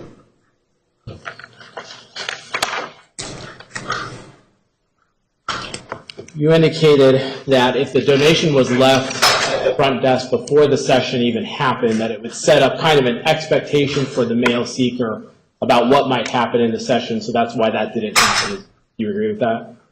I actually was pertaining to the practitioner. It might set up some kind of expectation that the practitioner would be expected to perform anything. Fair enough. Would you agree that setting up a suggested donation of $204 for an hour kind of sets an expectation that the practitioner probably needs to do something to make that person happy and worth the $204?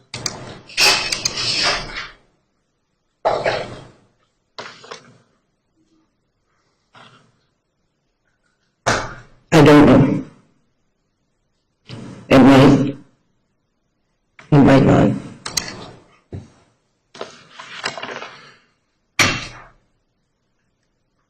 You were asked about if somebody repeatedly didn't pay, why would they not be allowed in the building, or why would they be told to leave? And I think your answer was that never happened. We never told seekers they couldn't be there. Do you agree with that? Yes. Okay.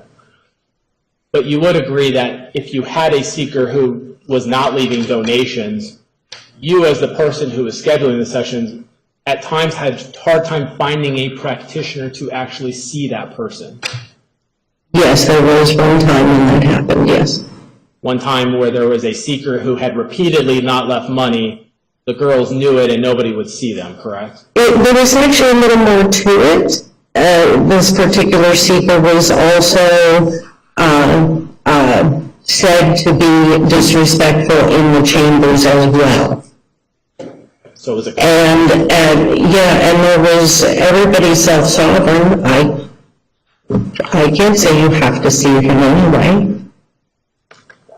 Most often, like I said, that was the only time I had a hard time finding somebody that would be willing to see the seeker. Most often, even if it was known, there would be somebody in the temple that would be willing to see that person. Known to you or known to the practitioner who was then going to see the person? Known to the practitioner. But as you stated earlier, this was something that rarely happened anyways. Very rare.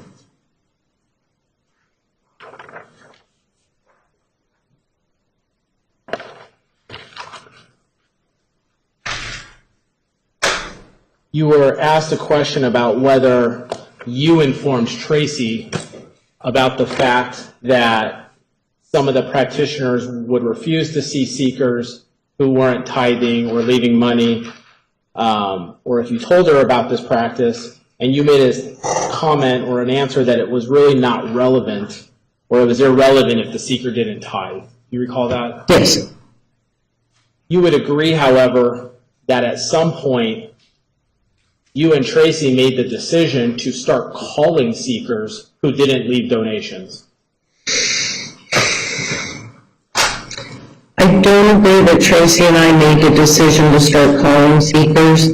I believe I buckled to the pressure of the girls being upset and expecting me to do something or say something. And it was an incredibly awkward situation. And there were times that I think I buckled and I went ahead and called the number that was left. And so Tracy didn't know you would call the seekers? I don't know that she didn't know. I'm saying I don't think we actually sat down and had a full-on conversation about it. I'm sorry, I'm sure we talked about it. That's all I have, Judge. Mr. Reese, follow-up? There were times when you had to walk the razor's edge of respecting the sovereignty of the practitioner and respecting the seeker. Yes.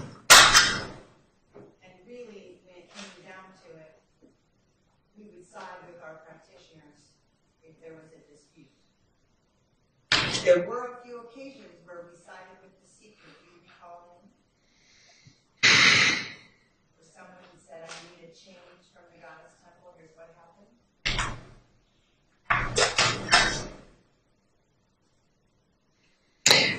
what's coming up is something in the very first, the yellow house, but it's not clear.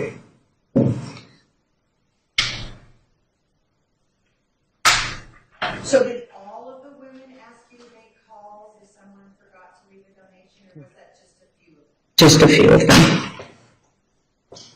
And so most of the women that practiced there, they understood that was a condition of practicing there, that you had to accept that there was this karmic energy, that it might happen. And so most of the women just understood that was just the nature of working at the temple. Yes. Do you remember any women coming in and being told that's how it worked and they didn't want to work at the temple because the money was not guaranteed? Do you remember ever interviewing anyone who, after they found out the donation is at the end, no guarantee, they actually said, I don't want to work here?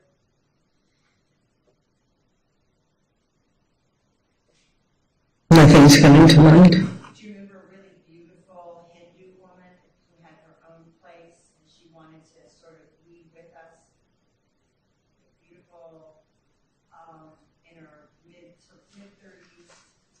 And she had a couple of meetings and there was talk of us working with all of the people in her facility.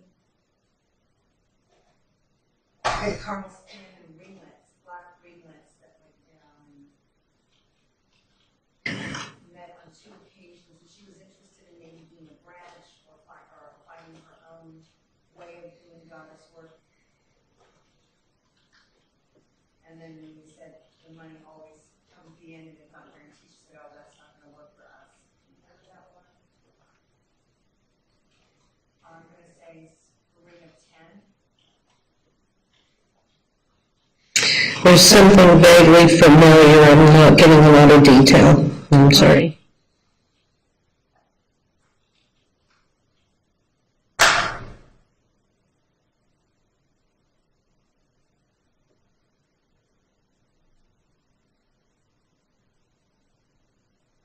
So, it's your testimony today that there are women who took in, gave an appointment to someone, knowing that that person had come to temple and not left money the last time they were.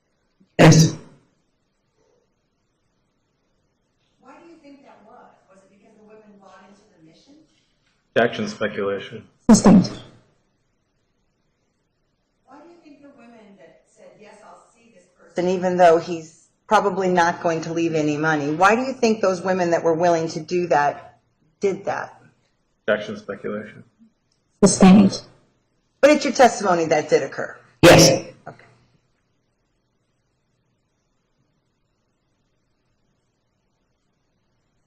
Do you remember the temple ever doing any discussion of comparing our healing ceremonies and sessions with other types of healers, other types of spiritual advisors, where we kind of looked at the requested offerings to see how ours matched up with other types of healers, therapists, counselors?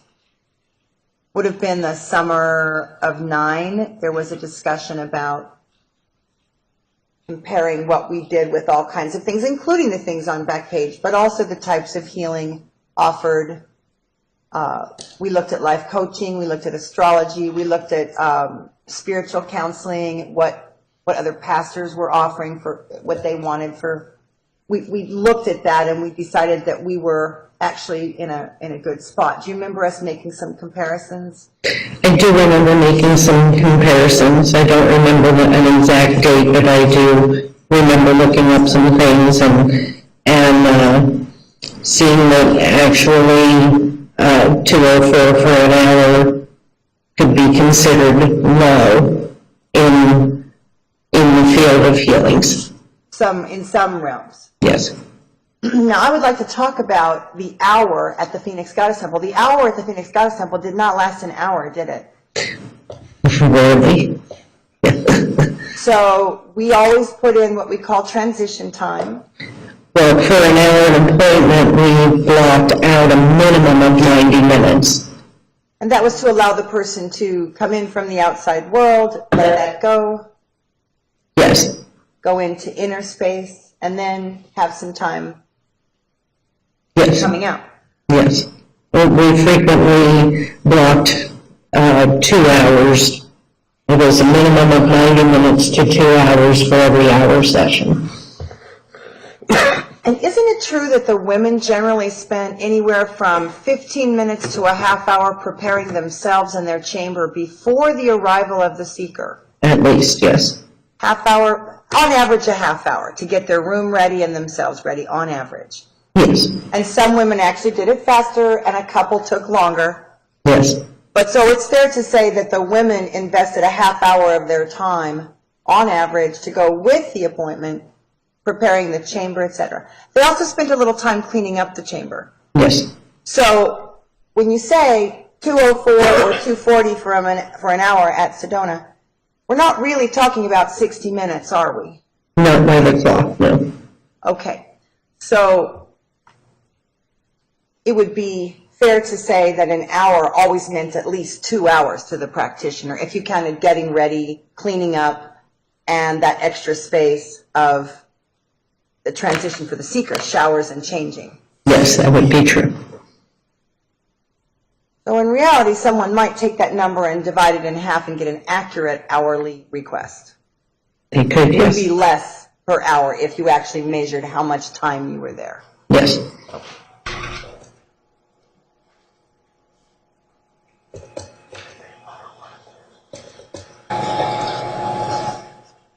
So there's this idea from the state that what made the healings at the Goddess Temple worth the donation was simply this energy shift. What is your recollection of what else would that person be experiencing that their tithe, that their support would be going for? They were giving a donation for the building itself. Is that correct? Yes. So they could walk into a place like that. Yes. And they were giving money to for the practitioner's time and for the supplies. And they may or may not know, but they were giving money to the community outreach that showed the ad that got them so they could come there. Yes. You think that any...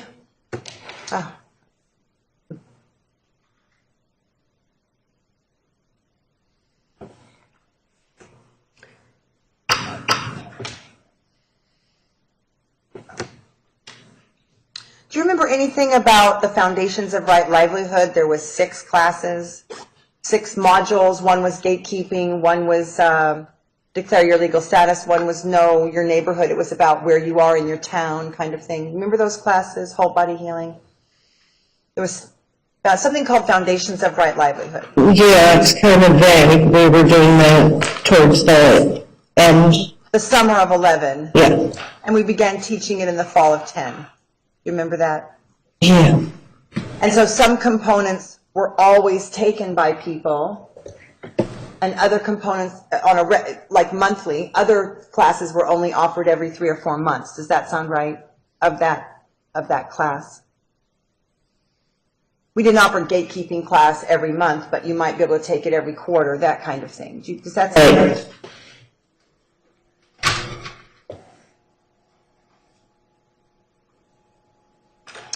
Do you recall the midsummer of July, might have been June or July of 11, that we decided we needed to offer theory of practice every single week, and that it would then be offered at a consistent time on Mondays, and then it was Wednesdays, and that there was always going to be a 2 to 3 hour block of theory of practice that I would teach whenever I was in the building, like once a week. Do you remember that? Yes. And the idea was that the experienced practitioners would also sit in and share theory of practice. Yes. So even though they only took the course once or perhaps twice before entering practice, there was an expectation that certain people would continue to attend theory of practice until they demonstrated that they understood.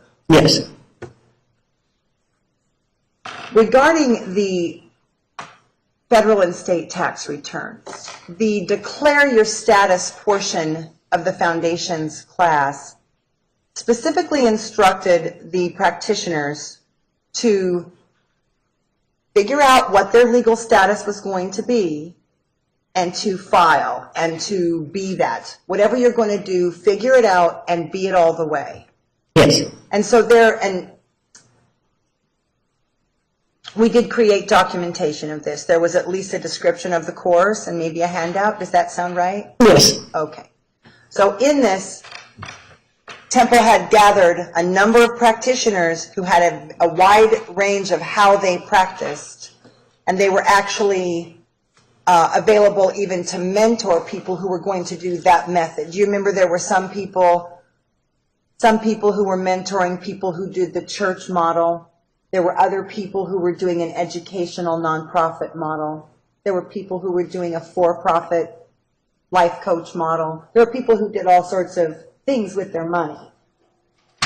Yes, I don't specifically remember the mentoring part of it, but I remember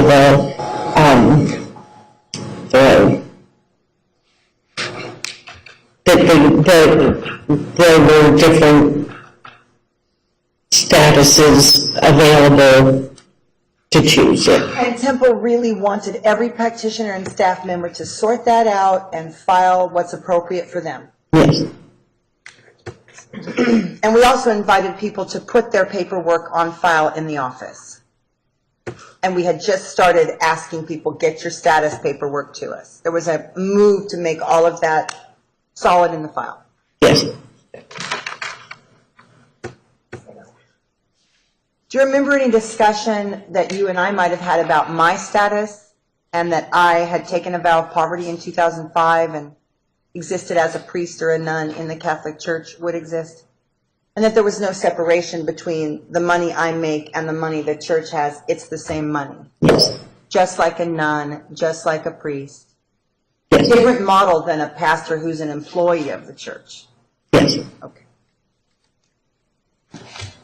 And we talked about, on the website, we talked about being a free church, also known as a freestanding church. Do you remember any of that discussion about that when churches interact with the government, they do so to get benefits from the government? And so we were going to pick and choose the relationships we wanted based on the benefits that we were ready to have. Do you remember what I'm talking about? Yes.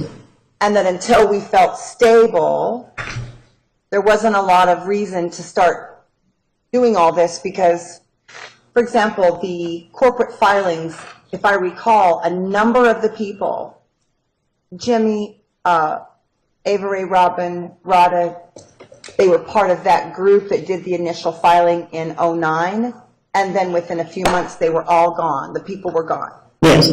So that was a big factor in why we didn't proceed, because a nucleus that we built basically was gone. Yes. So we felt, take a pause, we'll see what the next thing to do. Yes. Felix, we're going to take the evening recess unless you're going to wrap it up here in a minute or so.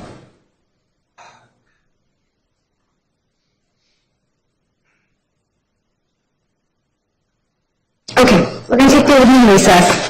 All right, ladies and gentlemen, please return on Monday at 10 a.m. 10 a.m. on Monday, please remember the admonition.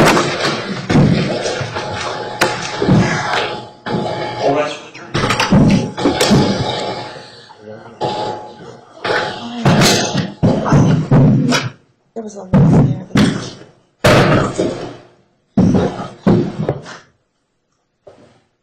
I did want to finish.